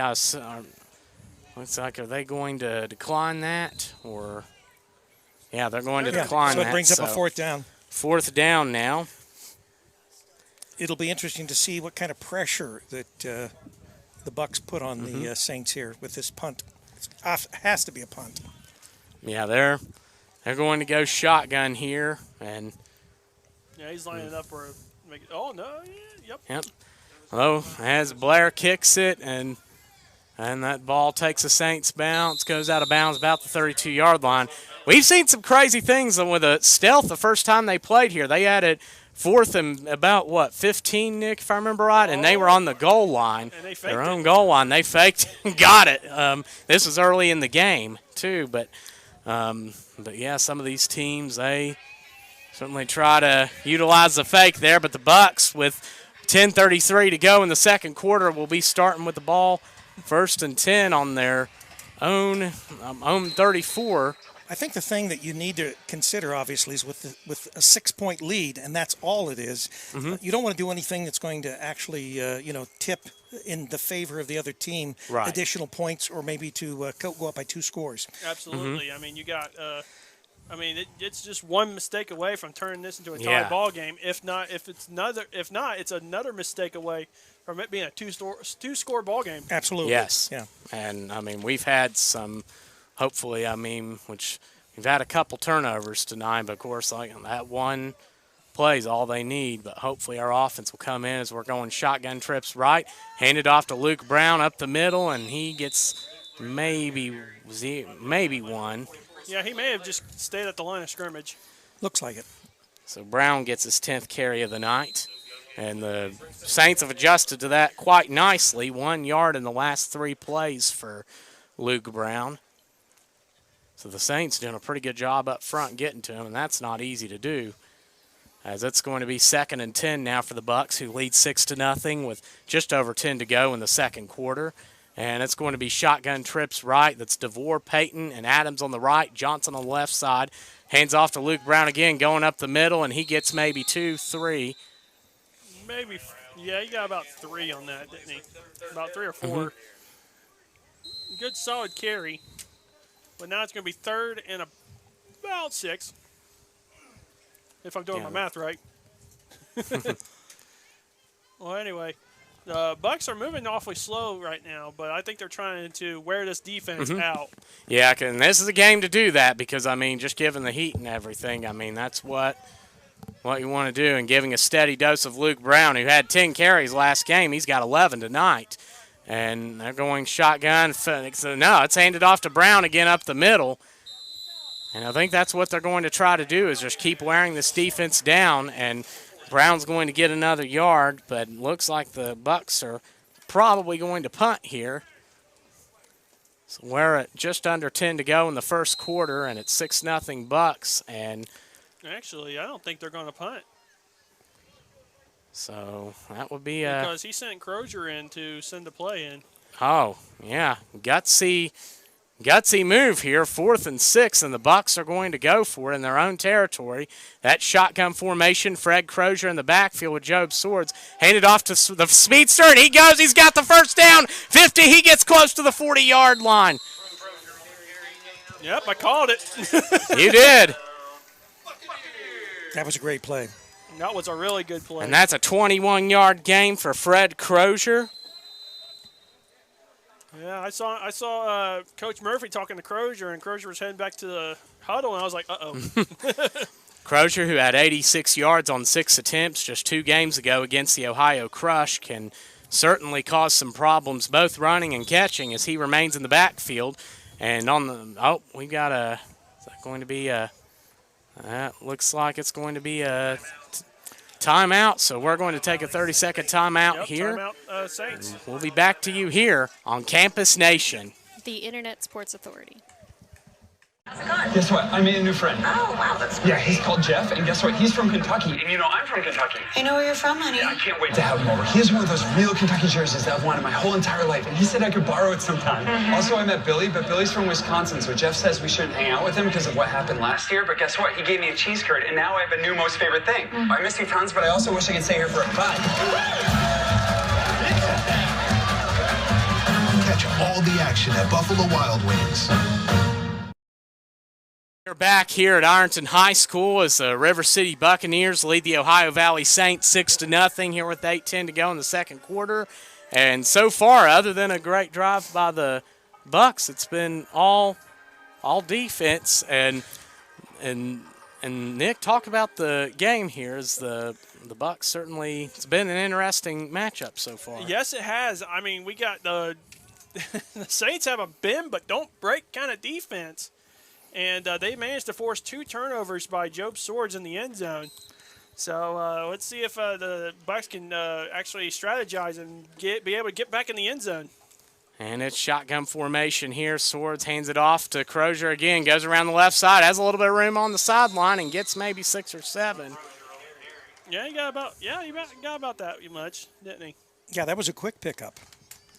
Yeah. So that's Crozier's second carry of the night. And he's starting to get in on the action now. The Crozier, which that's the thing. You never. I mean, the offense, defense, you'll see him everywhere. And that's going to be a 2nd and 5 now for the Bucks here with just under 8 to go in the second quarter, leading 6-0 here as Job Swords breaks the huddle and they're sticking with shotgun trips. That's DeVore, Chase DeVore, Jermaine Payton, Elijah Adams on the right, Jeremy Johnson on the left, and now Fred Crozier in the backfield with Job Swords. The ball snapped. It's handed off to Crozier, and he's looking for a little bit of room there. And he's got the first down, cuts back. He's going. He's almost broke free. He's still plowing his way, though, and gets to about the 28-yard line. He ran about 100 yards there. He was close, though. He almost had that ball stripped from him. He's very lucky he didn't have that ball stripped from him. Yes, that was that ball looked like it was coming out. So Fred Crozier now 3 carries on the night, 39 yards, all on this drive here as the Bucks are creeping closer again to the red zone here, leading 6-0 with just over 7 to go in the second quarter. So it looks like we've got an injured player, possibly maybe some cramping or whatever. Oh. So all right, we're back to Ironton, Ohio, and this is PAFL football on campusnation.com. The Internet Sports Authority. And now the Bucks are coming in 1st and 10 on the red zone, or close to the red zone here, leading 6-0. And now that is, Swords. Luke Brown's back in the game now at the running back position, and that's 19, Chase DeVore, 18, Jermaine Payton, number 12, Elijah Adams, and Jeremy Johnson on the left side there. And it's handed off to Luke Brown. He's got a little bit of room. He's going to steamroll through there, gets the first down, and he's plowing through, guys, and he gets into the red zone. Yep, he's inside the 5-yard line, it looks like. It looks like it. So he gets from the 23-yard line, and that's going to be spotted about the 5. So the big guy's plowing his way through there, and our 6-yard line. So 65 yards now for Luke Brown. 65 yards on 13 attempts here. He's halfway there. And what is incredible is the fact that in this heat, he is the plowboy, Yes. so to speak. He's really he's going the extra mile in order to be able to run this offense. Someone had compared his style of running to Mike Allstott earlier this week, and I think that is an excellent comparison. He just carries guys with him. And, I mean, and these are good defenses he's going against as the Bucks are getting ready here. They've got a 1st and goal on the 6, leading 6-0 here in the second quarter. And looks like There's a delay there. Not looks sure. like a player got overheated there. It looks like he's on a knee. Don't blame him. I'm about to be on a knee here.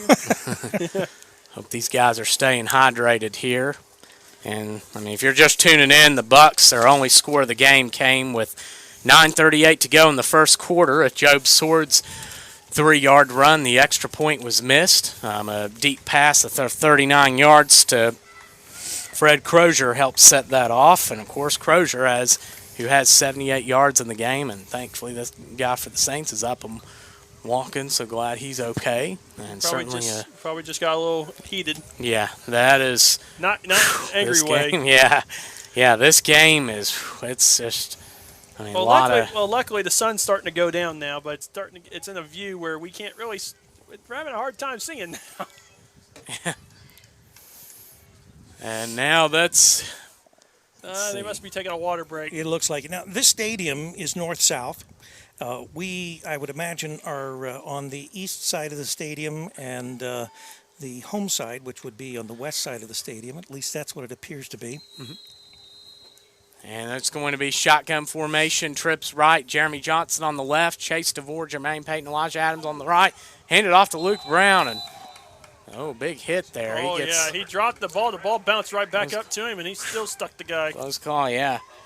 So a 2-yard game for Luke Brown there. He's getting a lot of touches this half and has 67 yards. They're using him to wear this defense down.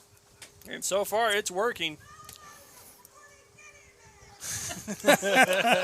We have some excited fans screaming. Excited. You might be able to hear them over the broadcast. And they're showing blitz up the middle. Brown goes up the middle, and he's close. In. He's in. He's in. Nope, they're going to roll him down just short. Close. Oh, wow. That looked close. Just short. So it's 3rd and goal on about the on the inch line. Brown gets close in there. We're just under 6 minutes to go in the first quarter, and it's a 6-0 Buck lead if Brown can. Second quarter. If Brown can get in there, it's a second. It'll be a double-digit lead. Yeah, they're probably going to give it to Luke Brown again. Looks like some more cramping here by one of the Saints. Yeah, but it's hot. And really, it doesn't matter how hydrated you try to stay. There's still going to be situations where you're cramping. They're trying to stretch him out a little. You know, they got some water on the teams. And, of course, it certainly helps if you're going to take a little break here. You get your breath back and, gives everybody a break. Well, with 5:46 to go in this half, everybody's going to take a break at halftime. So hopefully the sun will be almost down by the time we come back to the third.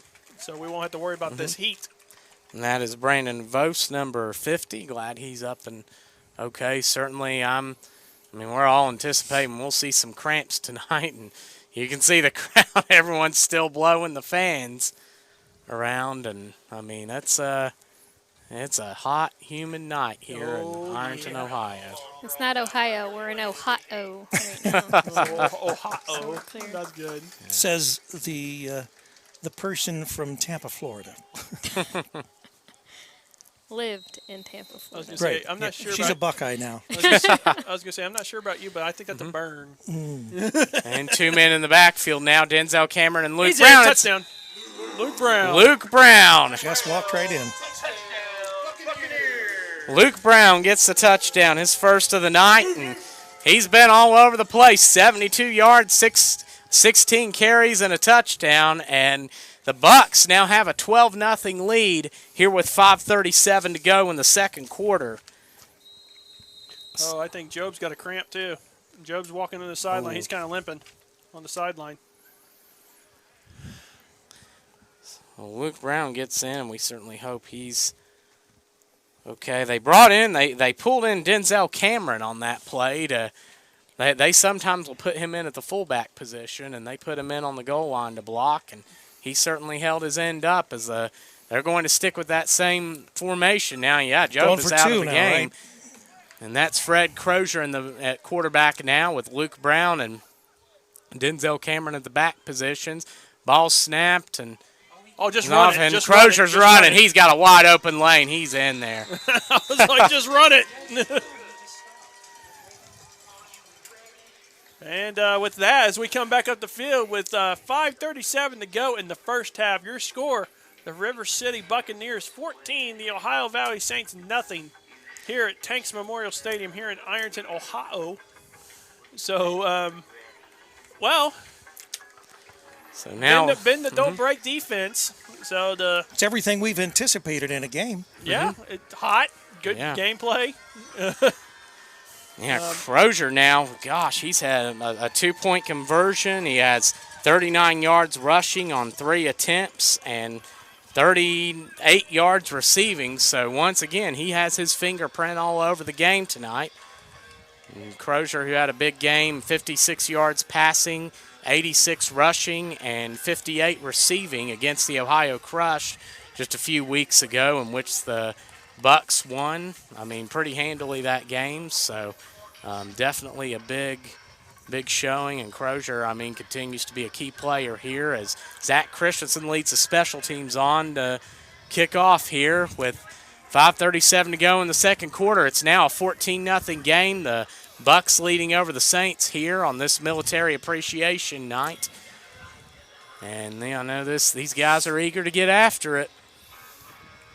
And back to, that's Chenault and, let's see, that's Kevin Chenault and Jonathan Enright back to return for the Ohio Valley Saints here. And Zach Christensen getting ready to kick off. And certainly so far a nice showing from a Buccaneer offense that, I mean, early on, I mean, over 100 yards is rushing already tonight, and an offense, I mean, that could barely get 100 yards in 2 of their first 4 games as Christensen goes to kick.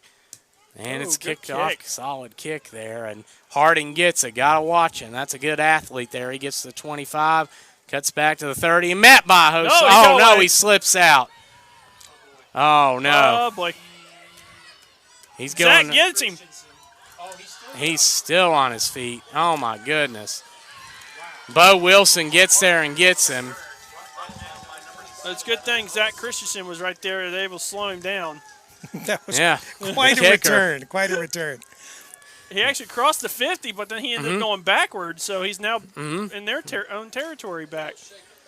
This kickoff team for the Buccaneers that has had 2 kickoffs run back for touchdowns, but both called back due to penalty. Once again, sort of, I mean, looks like they had him, and then he got free, and that's an athlete. You've got to wrap him up, and Harding looks like he's injured a little bit. He's walking off to the sideline. We certainly wish the best. Hope he's okay. Probably, once again, just a little bit tuckered. Yeah. Yeah. I mean, he ran probably good at least 100 yards there, and that's a lot of heat to run that in. He ran the half the field, then came back. So they're going to have it. The Saints 1st and 10 on the 46-yard line here. 5:19 to go in the second quarter. The Bucks leading 14-0, and that's going to be Chris Blair at quarterback, Austin Blair at the running back position. And now the Bucks lead. Austin Blair gets it. He goes up the middle. He's got a little bit of room. Cuts back, goes to the left, and gets maybe 7-8 yards on that play before Job Swords gets him. Right now by Job. So good to see Job's okay. And they're going to mark that 6-yard gain. Nice pickup. Bucks need to realize just because you're up 14 doesn't mean you should play soft. Yes, this is a team that has struggled to put the hammer down in these types of games, getting up 21-0 on the stealth before the offense gave up 2 touchdowns, an interception return and a fumble return before they woke up and finally put the game away against the stealth. But now it's going to be pistol formation. Chris Blair at quarterback and Austin Blair at the tailback position. Holloway goes in motion. It's handed off to Denzel Cameron. Gets in the backfield. And I'm sure Mom and Dad are proud on that one as they came to visit him tonight. And that is a loss of 5. And a loss of pride there because he took a shot. That was a shot, yes. Woo-wee. Callaway runs that, and it's a loss of 5. So it's going to be 3rd and 9 now for the Saints with just under 4 minutes to go in the second quarter here as they trail the Bucs 14-0. And the Saints break huddle, and that's the two Blairs in the backfield again. That's Chris Blair at quarterback, Austin Blair at the running back position. They're going to go shotgun trips right here. Oh, it's snapped to Austin Blair. It's a direct snap, and he goes up the middle, but the Bucs do a good job adjusting, and they're not fooled by it, and he gets a yard. So that's going to be 4th and 8 now. Got a little bit of scrum going on here. Yeah, a little bit.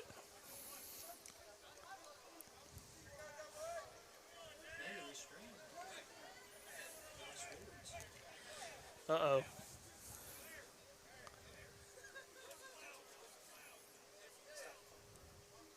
And certainly some. Okay, so just over 3 minutes to go now, and it's 14-0 Bucs and a 4th and 8 for the Saints here. Yeah, officials like, it's hot, boys. We don't want to put up with this today. Yeah, not today, guys. And both teams doing on the penalty end, anyways. Let's see, the Bucs or the Saints have 42 in penalties. The Bucs have 25. Hey. So it's 4th and 8 right now, and I'm going to guess the Saints are going to try to push this one here and go for it. It's an empty backfield. That's Blair all alone back there as the ball snapped. Blair's looking for an open man. Fast time, it's picked off. Zedrick Lewis picks it off. The big guy's still dragging defenders. Oh, he drops the ball. Comes out. Job Swords gets it. He's running around the left side. If he could break a tackle, he might have some room there. And Swords goes down. He's going down the sideline. Goes back. Swords is gone. He's going to the end zone. Job Swords gets in there. I think the flag's going to be holding on the Saints, but there's a player down. We have a man down. We have 2 men down.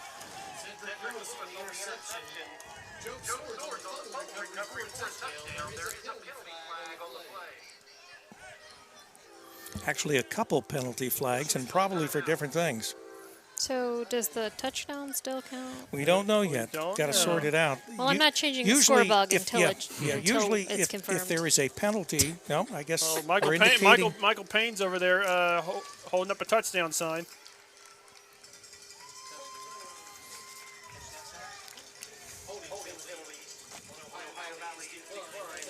Touchdown. All right. Touchdown Bucs. So a 20-0 ball game now is a bizarre defensive play. Zed Lewis gets the interception. The fumble goes right into Job Swords' hand, and Swords gets his 3rd defensive touchdown of the season for the Bucs. So how about that, Nick? 3 defensive touchdowns for Swords. Wow, he actually had to make a couple guys miss on that play, but he managed to get by him and able to score.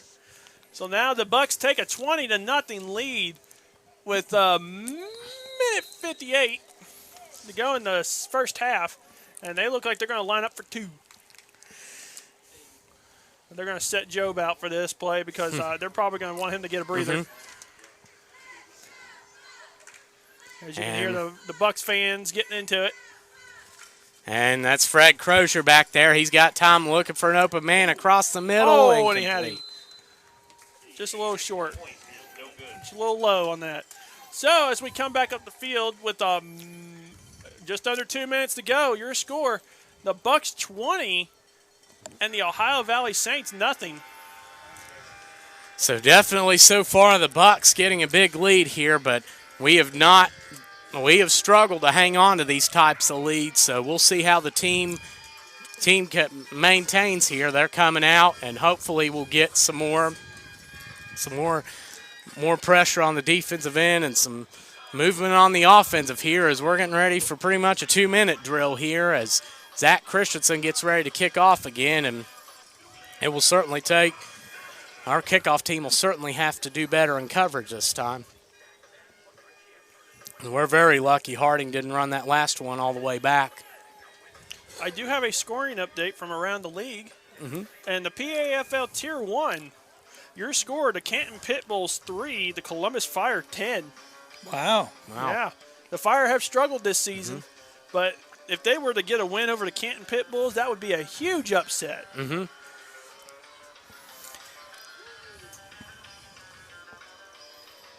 Yeah, they're still the Columbus Fire, so I mean, true. I mean, they haven't been really blown out a lot. They've contended with some of these teams, just haven't been able to quite get over the hump. As Zach Christensen goes back to kick off, and that is Harding, Enright, and Chenault back to return for the Saints here, who trail 20-0 with 1:58 to go in the second quarter. And Christensen goes back, he kicks it off, and a short kick there. A squib kick there. And looks like Harding gets it. You better get on him, boys. Gets to the 30, tries to hurdle the defender, but gets the tackle there. Keith Adams, the one with the tackle there. Adams is nice job there, and I'm not surprised. I mean, Harding's probably hurdled many an athlete there, but Adams does a good job getting him wrapped up there, and the Saints will start with the ball on looks like that's going to be the 33-yard line. Yeah, 33-yard line. So the Saints, who trail 20-0 to the Bucks, will be starting here with the ball. Man, it is. A second, and that sun's coming right on us. Even when the sun's starting to go down, it's just still hot. It's hitting us up here. Woo. I'm a big boy, too, so heat and me don't mix. I feel you. And heck, I'm not a big boy, but the sun and the heat are affecting me, too. You're from Tampa. Lived in Tampa. I lived in Phoenix, but I don't want 120-degree heat. I guess that's why you came back to Ohio, That's eh? right, that's right. So 1st and 10 now for the Saints, who are trailing 20-0, and that's going to be Wildcat formation. Harding at quarterback now. They're going to have 3 wideouts to the left, and hands it off to Austin Blair, and Bo Wilson and Mark Owens are right there to get him. Yep, right there to get him. Slips through for a yard, but Bo Wilson has been all over the place defensively. Oh, we got another man down.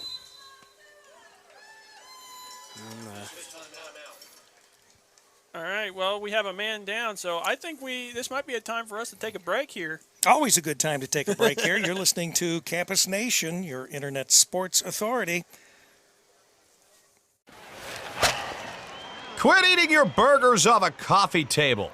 If you want to eat a burger, put it on a bar. Follow your instincts to B-dubs for the new All-American Cheeseburger. Fresh, juicy beef smashed till it's crispy around the edges, covered in gooey cheese, and stacked to the ceiling with deliciousness. And knock that baby down with a frosted beer at the bar, just like the sports gods intended. The new All-American Cheeseburger at Buffalo Wild Wings. Roar! And we're back here at Ironton Memorial Stadium. Ironton. This is Tanks Memorial Stadium. You got part of it right. I got part of it. I'm in the ballpark, just wrong section. Anyway, he's being helped off the field right now. I think he's probably just really hot. I mean, after all, the sun's going down. It's still pretty humid out. Probably suffering from cramps, trying to get some air. So, with that being said, I think the Saints are going to continue. It's 2nd and 9 here for the Saints. Ball is on the 30, almost the 35-yard line. Yeah, 35 there. And the Saints, who are trailing the River City Buccaneers 20-0 here in the second quarter. And let's see, we're at 1:20, and it's still going. Yeah, it's still going. So I don't think the Saints are in any hurry right now. I think they just want to get to halftime. And the Bucs will be starting off with the ball in the second half. Because they deferred in the first half. So they won the toss, they deferred, and that'll give them an opportunity once again to go up even further. And they'll stick with Harding at the quarterback position. Blair in the backfield with them. Ball snapped. Uh-oh. Harding's under some pressure there. Oh, he's going to get caught. Ball comes out. And Denzel Cameron gets the fumble recovery. Yep, I was like, oh, he's going to get caught. Bo Wilson once again gets back there and causes problems, and Denzel Cameron gets the fumble recovery. And comes out of nowhere and does the tomahawk chop on him, and the ball comes right out. So now with under a minute to go, the Bucs will take over on offense. Got a flag. But there was a flag. It was a holding on the Saints, but they're going to decline it. So now it's the Bucs ball.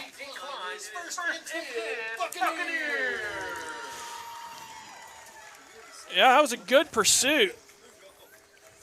So it was trivial.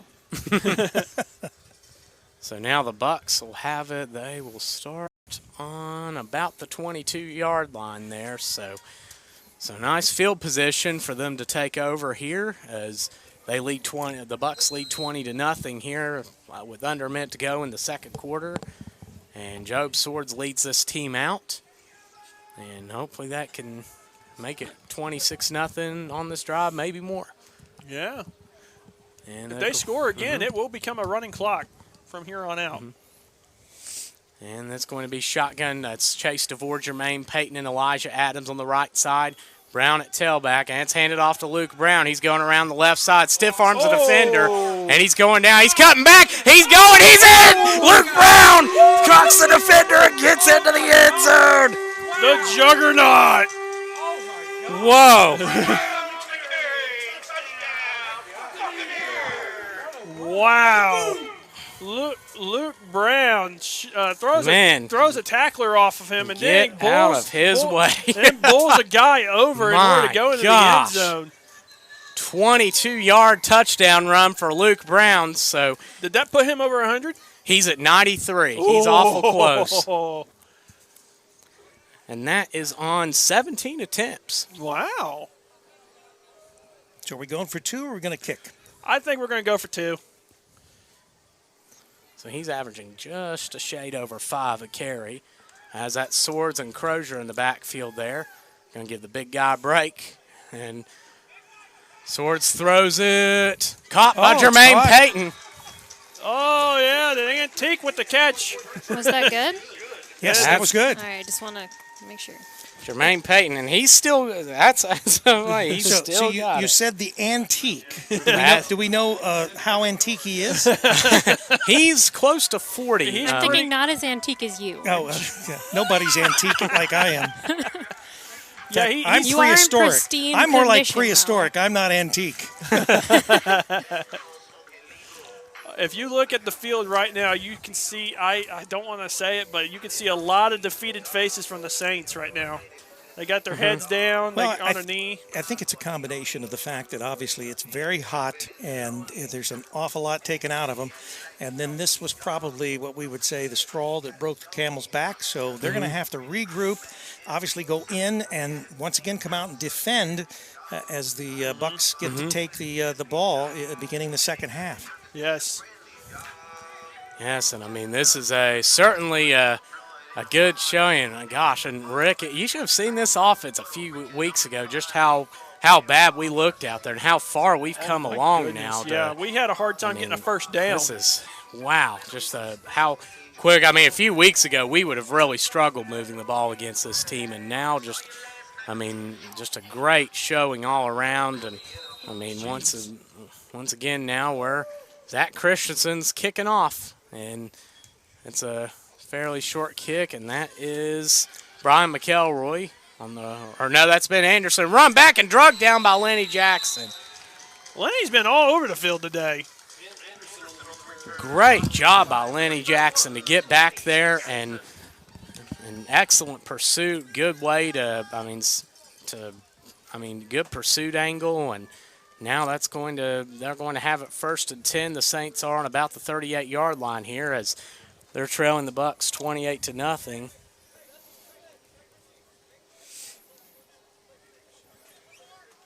Got to say, thus far in the first half, it's been well officiated, and these Zebras are really a crack crew here we've got. Yes, absolutely. Yes, and now it's first and 10 here, 41 seconds or actually just under 30 to go in the half here, as that's going to be, looks like the Saints are in pistol formation, and they're just going to take a knee. So they're just going to go to halftime, regroup, and we do have a final score, though, in the PAFL. The Pittsburgh Seminoles have defeated the Greenberg Golden Hawks. Game was called in the third quarter due to an injury. We're not going to get into the specifics of the injury because apparently it was really bad. So our prayers to that situation. Yes, prayers to that situation. So the Seminoles walk away with another win. So we're going into halftime here, and it's going to be 28-0. The Bucks leading over the Saints here. on Campus Nation. On Campus Nation. We're going to commercial.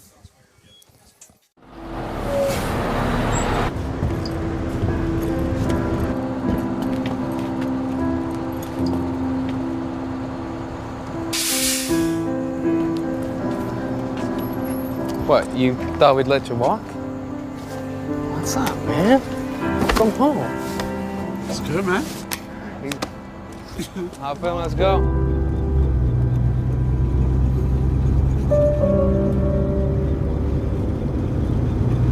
Mike, you passed my street. Yeah.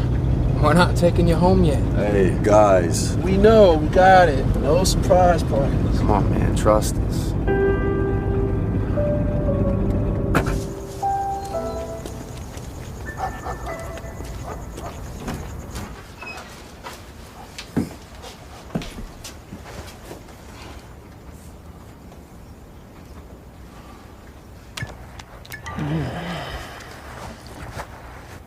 We're watching the Final Four. But that was 6 months ago. Well, we always watch together, right? So we waited for you.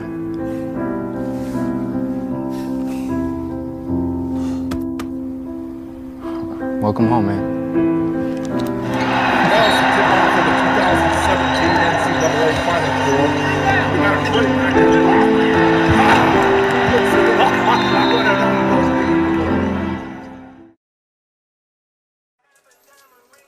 All right, we are back. We are in Ironton, Ohio on Campus Nation, PAFL football. And currently we've got a score of 28-0 right now, the Bucks over the Saints. And we are going to take a little bit of a break. We'll be back at about 5 minutes to the second half kickoff with stats. But in the meantime, we will still be delivering you some video, and stay tuned. CampusNation.com, your internet sports authority.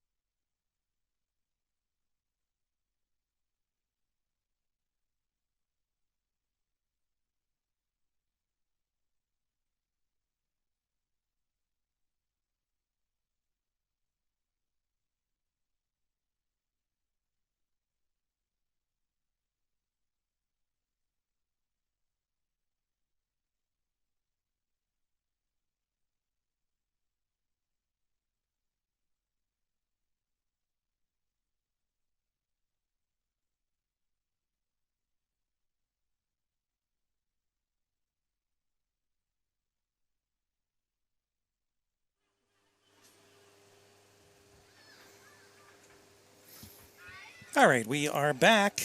We've got about 5 minutes remaining in the halftime.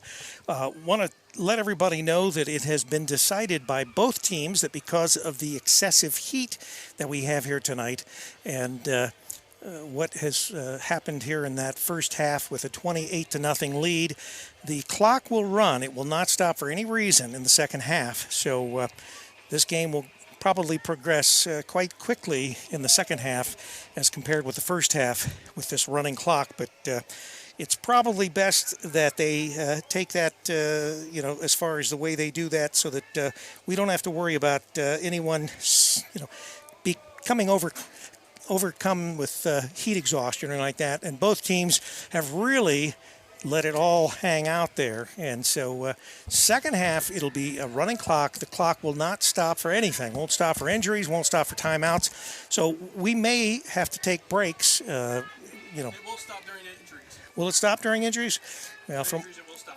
so they have said that it will stop for injuries. Okay, because I had asked them specifically as far as injuries, and they said no, it'll run. Okay. That was the Bucks coach. So I don't know, but that's. I don't know then. We will find out. Hopefully there won't be many injuries. I think most of the injuries, even in the first half, were probably heat exhaustion or cramping, lack of hydration, or maybe even no matter how much you hydrate, you're still going to expend a lot of minerals, a lot of energy, and a lot of liquid, through perspiration and that here on the field. This has definitely been some of the most difficult weather to play in that we've experienced thus far in this football season. Yep, absolutely. I mean, you got cramps are happening. You got guys getting heat exhaustion. A lot of guys down there are sucking down water, as I call it. So it's a hot one. I just walked across the field and I'm already hot. Well, and you know that the Saints are from up near where we are located, and they're in Xenia, Ohio. Our studios are in Jeffersonville, Ohio, where we have our FM radio station, and also where we do a lot of our Campus Nation studio broadcasts. Mm-hmm. And as far as our proximity to them, we're probably, as far as where they're located, because they play at Xenia High School, we are probably somewhere in the neighborhood of 15, 18 miles at most from Xenia High School. So they are in our proverbial backyard. And, of course, we'll have the same trip, but we haven't been out there on the field. We've just been up here sweating in the press box. Yeah, absolutely. And for once, we can actually see the sun is finally setting. So, thank goodness. Maybe it'll start cooling down a little bit. We want to thank you for joining us on campusnation.com. Also, follow us on Facebook. Yeah, go over and like our Facebook page. And we haven't done much Instagram yet, have we? Not yet. Yeah, but we're going to get into doing a little more of that.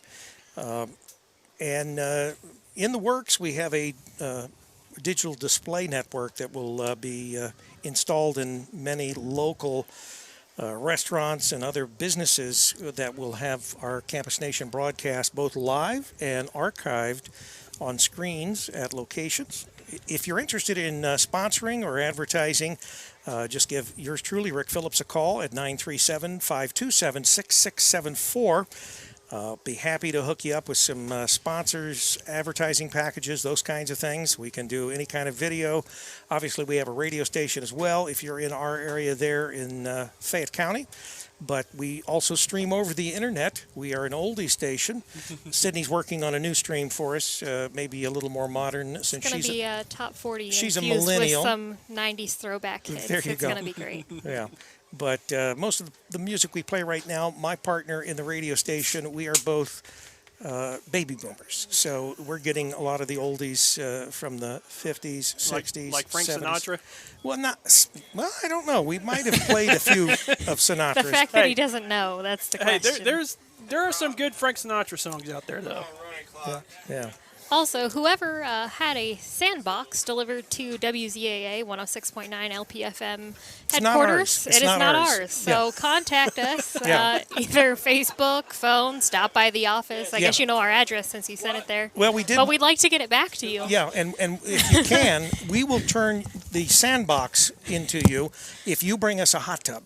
So we'd like to always trade. Accepting hot tub donations. That's right. So we will trade the sandbox for a hot tub.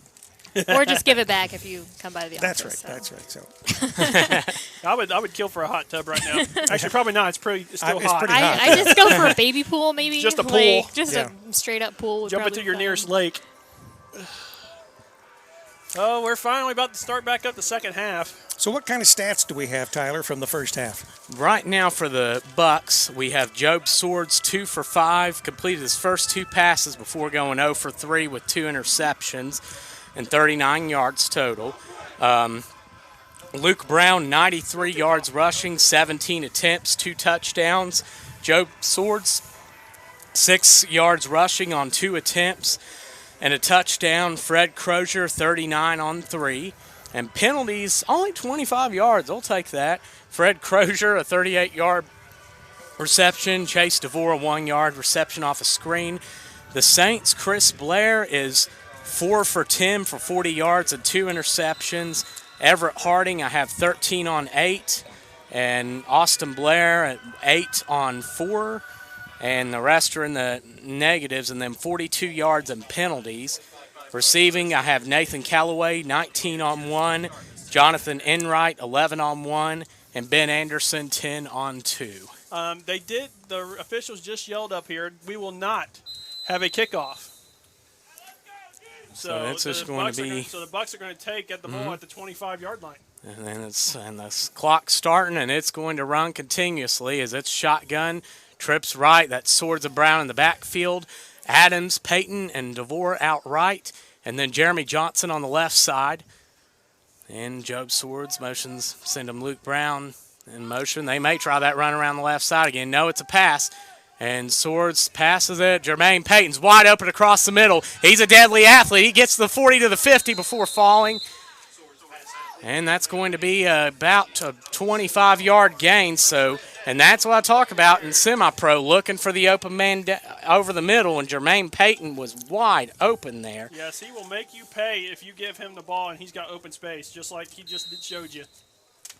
And the Fossil gets the first down. He's so okay. And the reason we say that is against the Storm, one of their players on the sideline when he got a 56-yard reception. They say, oh, he's an antique. He's hesitated off to Luke Brown up the middle, and he gets 3, 4 maybe. Yeah, they were like saying, oh, you just got outran by an antique. 96 yards on 18 carries now for Luke Brown, and that's going to be a 2nd and 7 for the Bucks here, who lead 28-0. We're under 14 minutes to go in the third quarter, and the Bucks are still going to probably try to pound on the points here, and the reason is not just because, to try to... You're not trying to run the score up is what you're saying. No. Right. Well, partially because of the playoff seeding. That has an impact on it. And the Bucks are in contention for the 5th seed as the ball snapped and Swords drops back. He's under a little bit of pressure, throws it to DeVore. It's Scott, and DeVore gets the first down and plows his way to about the 26-yard line there. Yeah, that was a good pass and catch. Here's Job is like Swords is like really good when he's throwing on the run. Mm-hmm. I thought that's what this tasted like. I'm drinking this Gatorade thirst quencher, and it tastes like cucumbers. Because it's lime cucumber It's flavored. lime cucumbers. Figured that one out. I'm thinking, wow, wait a minute.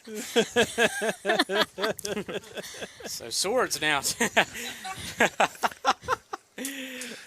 Now 2 for 2 on this drive, and he drops back. He's under some pressure as the corner to him, evades the defender, but good way to recover and tackle good there. Pursuit.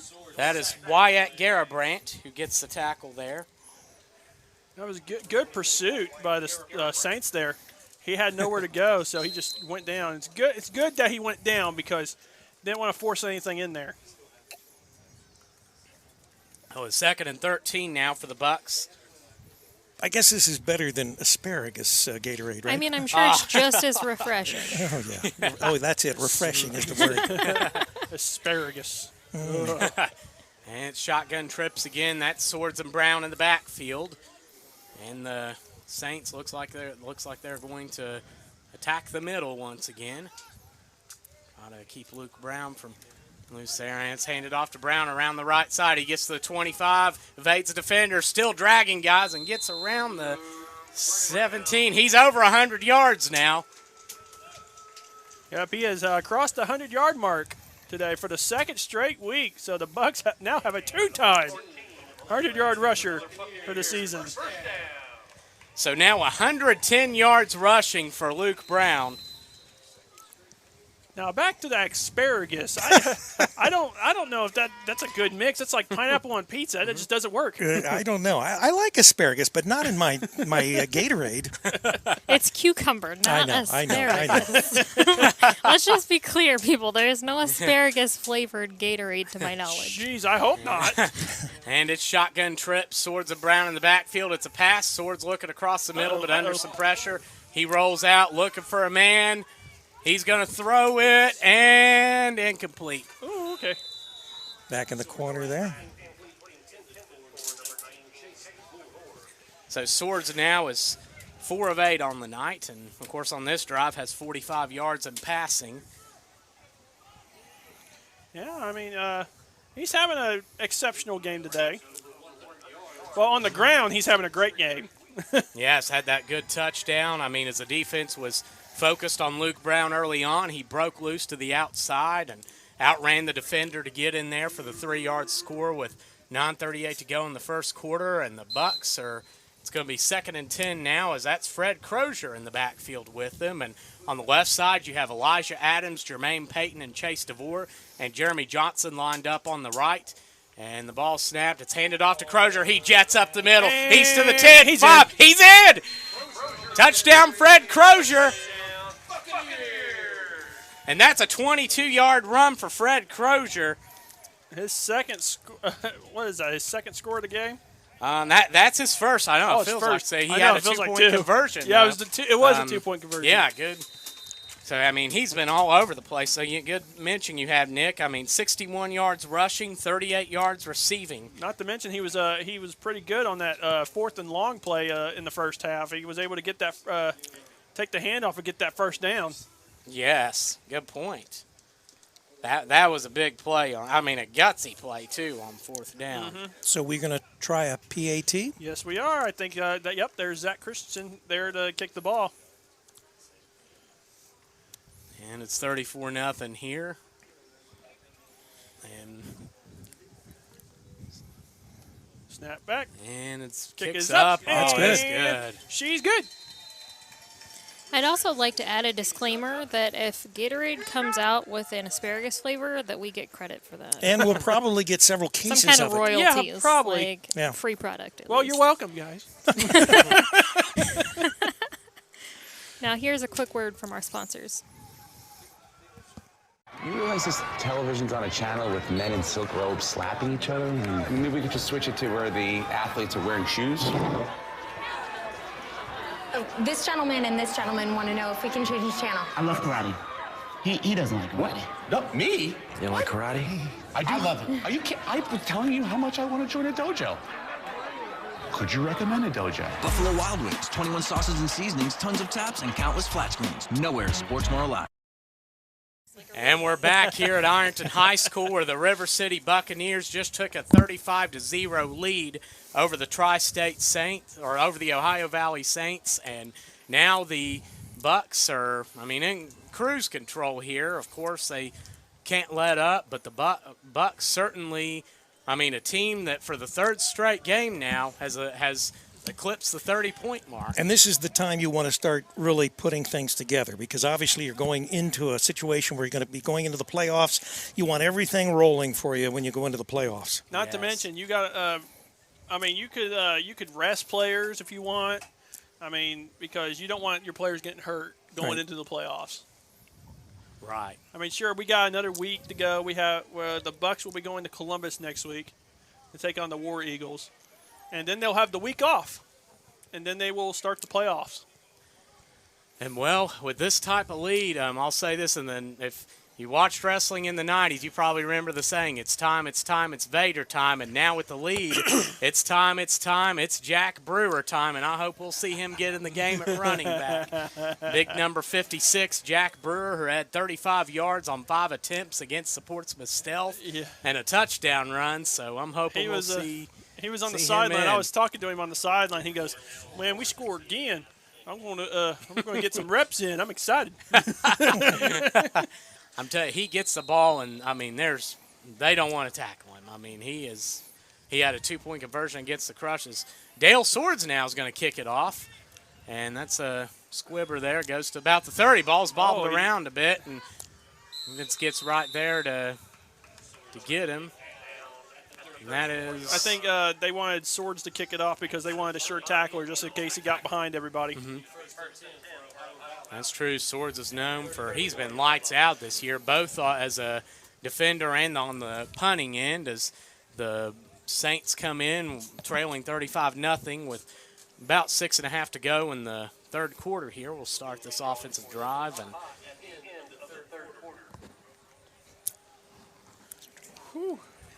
now the heat's going away. Now it's just humid. Right, yeah, the humidity is like 99.9%. You could basically like peel someone off their seat right now, probably. Probably so. And by someone, I mean me. But since I'm standing, right? Our score here, 35-0. The Bucks over the Saints. I thought it was 36. Well, it's 30. Oh, did you get the? Yeah, they didn't put the extra point on the scoreboard there. Did you? So it's 35. I thought there was a 2-point conversion. I'm sorry, that was my mistake. It was a field goal. I'm sorry, I wasn't. Sorry. And the ball snapped. That's Harding at quarterback, and pass is thrown and caught by Blair, and not before Zed Lewis and a host of Bucks get there, and that'll be so Harding completes his first pass of the night.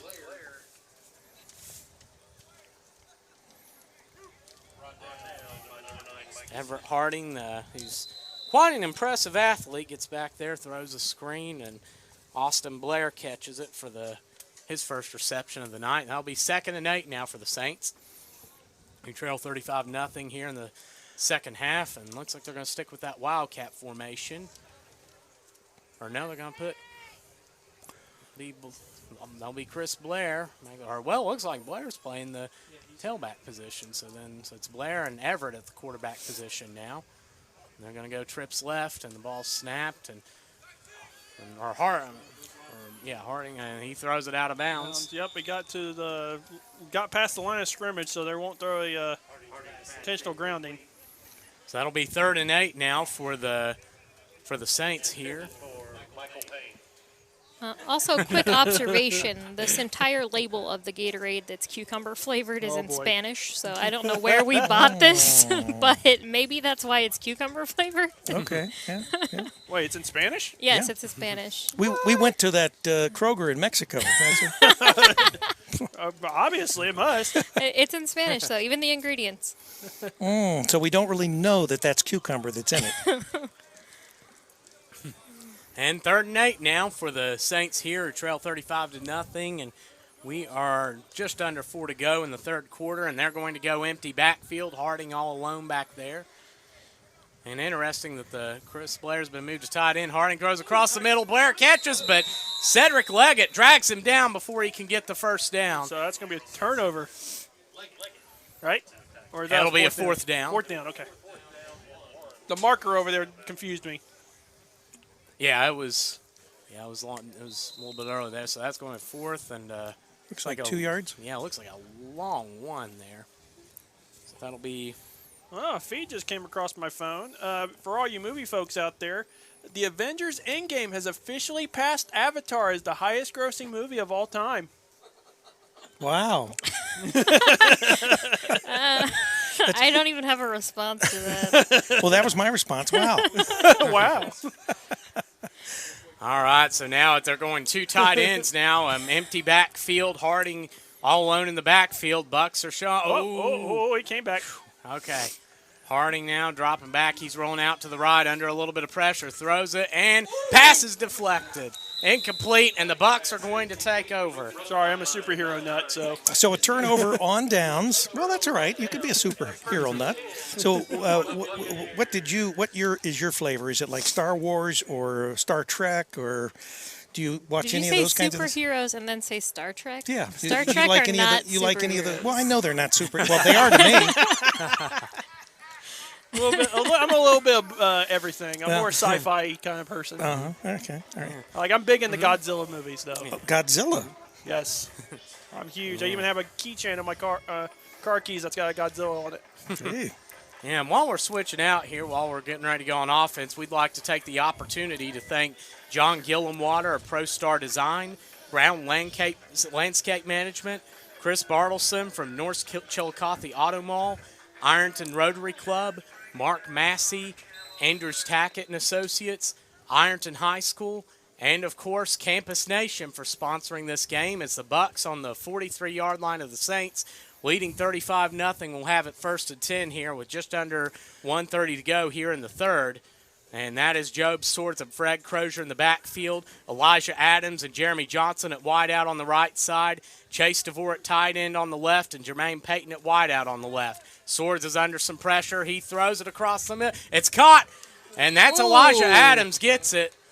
Great catch by Elijah Adams, who had his first touchdown reception against the Ohio Crush, and now this 15-yard reception will put them deeper into the Saints' territory and gives Job 100 yards passing, and believe it or not, his first 100-yard game here as a Buck.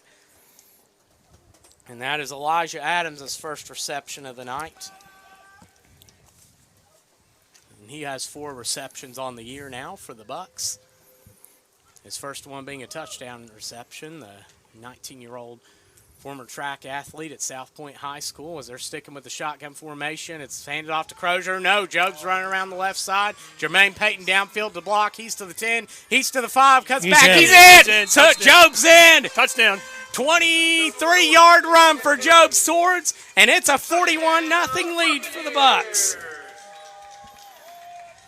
What speed by Job Swords! Wow. And he gets his second touchdown run. Not only did Job Swords have the wheels, but what a block by Jermaine Payton. Yes, good point. Important to give him credit on that. That was a great hustle downfield. The corner played well, understandably, because he's a deep threat, played way off of Jermaine, and Jermaine certainly took advantage of that. And great fake by Fred Crozier on the run, and just great play all the way around. And now a 41-0 game here to conclude the third quarter as Zach Christensen gets ready to attempt the extra point.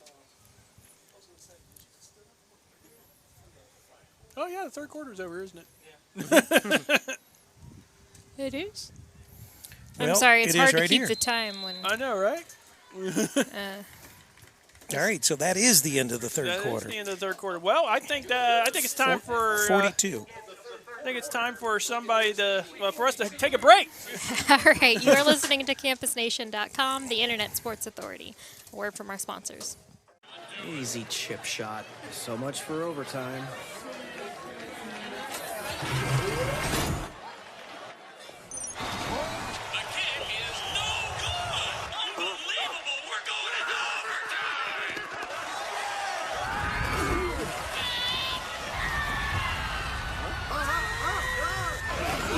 Best overtime ever.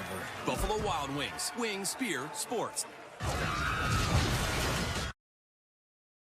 And we are back here at Ironton High School, where the River City Buccaneers have a 42-0 lead over the Ohio Valley Saints here on this Military Appreciation Night. And we're getting ready to start the fourth quarter here as the Bucks are getting ready to kick off. And we once again, because we can't thank our sponsors enough, John Gillenwater of Pro Star Design, Brown Landscape Management, Chris Bartleson from North Chillicothe Auto Mall, Ironton Rotary Club, Mark Massey, Andrews Tackett and Associates, Ironton High School for the use of their facilities, and of course Campus Nation for coming out and filming here tonight. And now we are getting ready to kick off again as the Bucks get ready to start this fourth quarter, leading 42-0. Zach Christensen lining up to kick off here.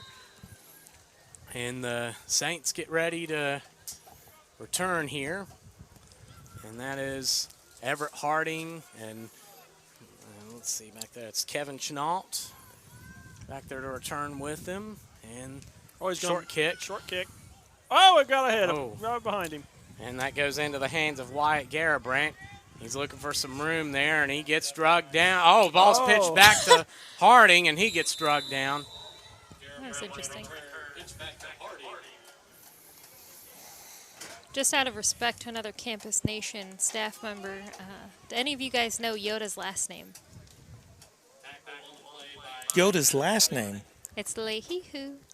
Yoda, Star Wars, sci-fi. Leahy-Hoo. Okay. Good. Charlie Hargrave. Hello, if you're listening. Oh, Charlie Hargrave is listening. Oh, Charlie Hargrave. Even I was like, what? Charlie does a lot of those jokes like that. So he's also a substitute teacher, so yeah, that's okay. probably why. I thought it was funny. I was like, what? And the Saints will have it 1st and 10 on their own 36-yard line here as they trail 42-0 to start the fourth quarter and looking to get something positive going. And looks like they're going to switch players here as the Bucks are ready defensively here. And quite a night here for the Bucks on this hot, humid night as they're coming out. And that'll be they're going to have Chris Blair No, they're going to have a new quarterback in. That is number 12. That is J.D. Kendrick in it. Or no, Kendrick's going to be at running back, so they're going to keep Blair back there. Oh, so well, look at this. It's a pitch to Anderson, and he's met by, Michael helmet. She doesn't even have a helmet on.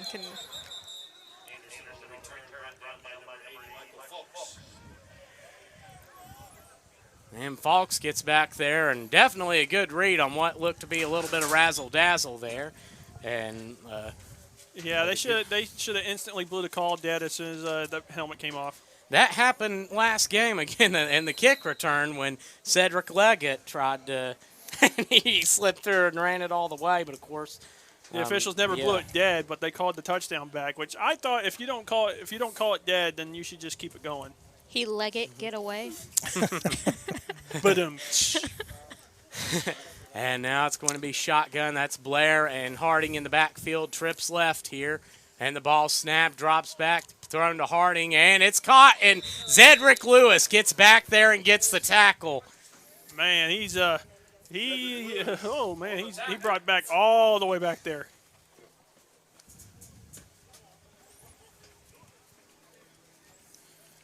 So that'll be a loss of 4.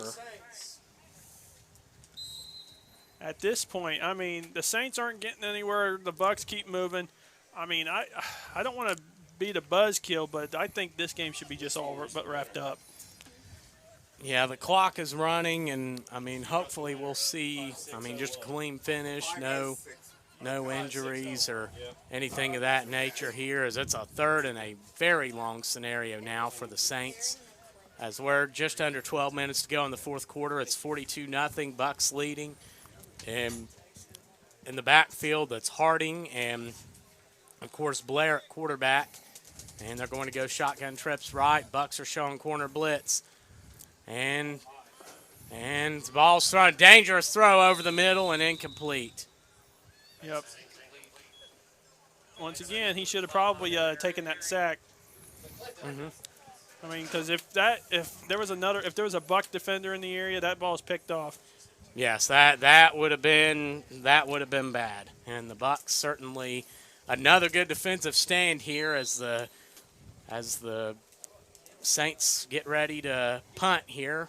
Well, we're assuming that they're going to punt, right? Yeah. Assuming. We've seen some trickery in this second half with some laterals and all kinds of shenanigans. So you never know. Maybe this is the time to bring out the trick play. And the Saints break huddle, trailing 42-0, and this is a 4th and about 19 here for the Saints here, who trail 42-0, and we're just under 11 minutes to go in the fourth here. And that's Blair and Harding in the backfield, and they're going trips right once again. And the Bucks are sending the coverage back defensively, and it's sure enough is a fake. Michael Falks getting some pressure, and Harding runs out of bounds after gets a gain of 5, but Well, that's going to be turnover on downs. So the Bucs are going to have it 1st and 10 on the 31-yard line of the Saints here. And the Bucs, of course, I mean, I'm guessing they'll probably do some substitutions here, but given the scenario, I mean, given they have to get some points on the board, of course, to get the best playoff seed possible, I imagine they'll keep trying to pour it on here as Adam Stefanik checks into the game. Hey! It's good to see Adam there. Adam coming off the foot injury. It's Adam Stefanik, Keith Adams, Fred Crozier's in the game. Any one of them could play quarterback. And we'll see who, as Job Swords is resting on the sidelines now. And we'll see who's back there. Stefanik, looks like. Yeah. Stefanik at quarterback. So that's Adam Stefanik, Fred Crozier at the running back position. And they're going, let's see, on the left side, that's Keith Adams, Jermaine Payton at wideout, and looks like Jeremy Johnson on the right. And are we missing a guy? Is Chase? I don't see Chase DeVore. We might have 10 out there. And the ball's pitched to Crozier, and he's running around the left side, 30, 25, 20, and goes out of bounds. He took a shot on his way out. And that is going to be... That's going to be a first down. 13-yard game for Fred Crozier. So they're at the 18-yard line now. So now can I say they're in the red zone? Mm-hmm. Yes, you can say they're in the red zone. Crozier's come awful close to 100. He had 86 on 6 against the Ohio Crush tonight, 73 on 5. So wow, he has been electric this season as it's 1st and 10 for the Bucs here on the 28-yard line of the Ohio Valley Saints, leading 42-0 here. As Adam Stefanik's in the game at quarterback now, and it's going to be shotgun twins wide out. So that's Keith Adams and Elijah Adams on the left, Crozier in the backfield, and Payton and Johnson on the right. Stefanik drops back across the middle to Keith Adams and incomplete. He had him too. Mm-hmm. Just out of his reach. So 2nd and 10 now for the Bucs here, as we're just under 8 minutes to go in the fourth. It's 42-0. And that's Elijah Adams checking out of the game and had him over the middle, just couldn't quite get it to him. Which Stefanik, this will be some good practice for the first-year quarterback. Who knows how, had he not had the injury, what might have happened there with him. And as he's certainly great breaking down film as ball's handed off to Crozier up the middle. He gets about 5 there. So Crozier now.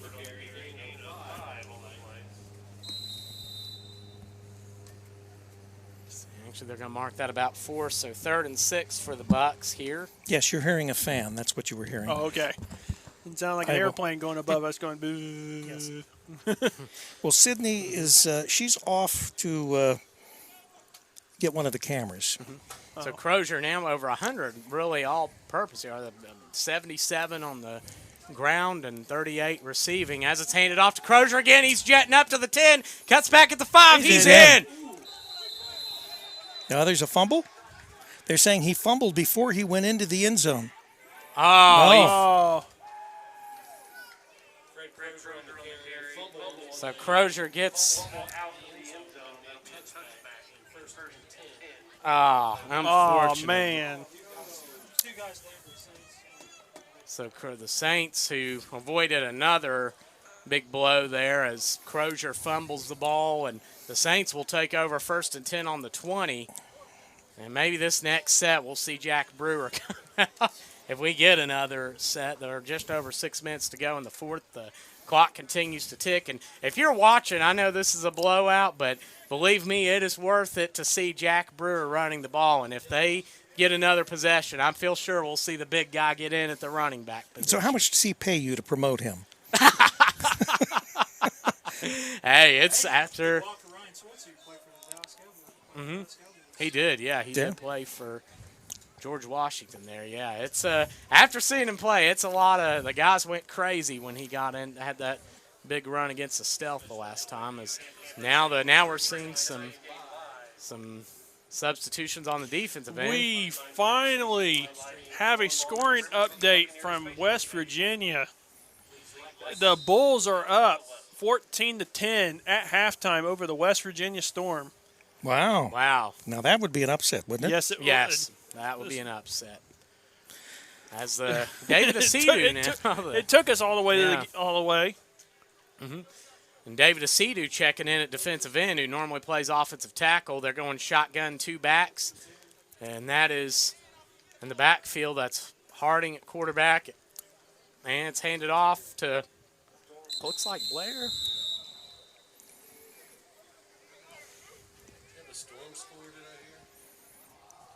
The score of the game was 14-10. Bulls over the Storm at halftime. So Blair gets his 5th carry of the night and gets maybe a. All right, you can hear the reaction Heard there. the reaction go, ooh. That would be an upset. I think the Storm, from what I gather, have the number 1 seed locked. Yes. They certainly have the advantage over us. I mean, they'd have to lose out. And even no, then even they'd still have 2 wins over us. Even then, they would still have the division. They won it last week. And that would be by virtue of the fact that they've won twice over the Bucks. Yes. Yeah. They won twice with only 2 games left to go. Mm-hmm. They could lose out and still win, and they still won the division. 2nd and 10 here is man in motion, and Harding fakes it. He rolls around, throws it, and it's picked up by Leggett. Leggett to the 20, 15, and he's going in. Leggett gets into the end zone. Cedric Leggett returns his 2nd interception of the year for a touchdown. So, wow, good tip drill there. So just like against the Portsmouth Stealth the first time they played this year, Cedric Leggett and Job Swords each get an interception return for a touchdown, and the Bucks now take a 48-0 lead here late in the game. Cedric Leggett, great return. Man, I mean, the Bucks are just pouring it on. So now Harding is throwing the ball. He is 2 for 5 with 8 yards, and that is his first interception of the night as Zach Christensen lines up to kick.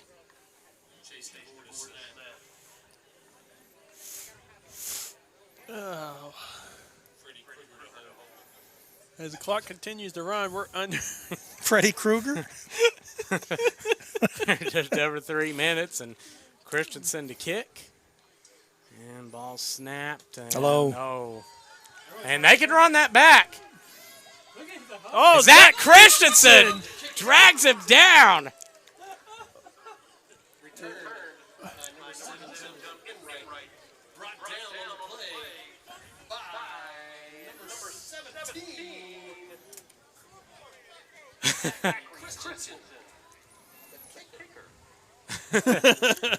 So Zach gets back and does a good job making the tackle. Wow, he finally got his tackle. But I will say this, the snapping, I mean, it has to improve. No, that wasn't the snap. It was a low snap. It was a pretty good. It was a pretty low, but the holder was able to get control of it. It's just by the time he had the ball set, he had a guy jumping up in his face. So I don't know. It hit the ground, but it certainly. Oh, it did. It did hit the ground. Okay. Yes. It's been a. Hopefully these guys will get some working, because I mean in the playoffs that could be. I know it's not big now in the playoffs. That could be a miss here as they're getting ready to kick off again, and the clock's continuing to run. No, not during. I guess not during. Oh no, they're going to signal that. Yeah, they're winding the clock. Yep, they want the clock wind. So even with a timeout, they are running the clock. And now they're like, what's the point?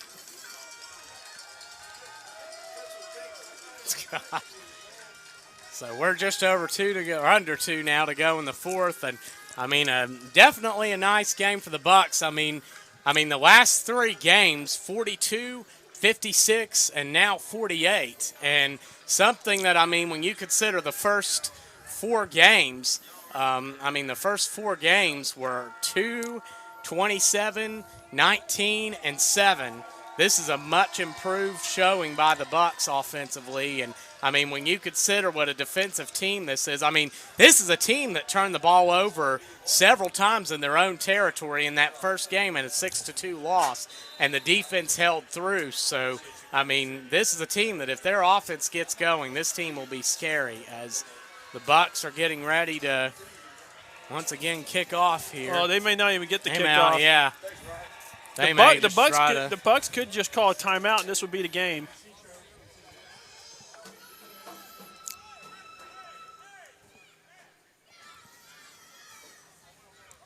Yep, as we go under 50 seconds to go in the game.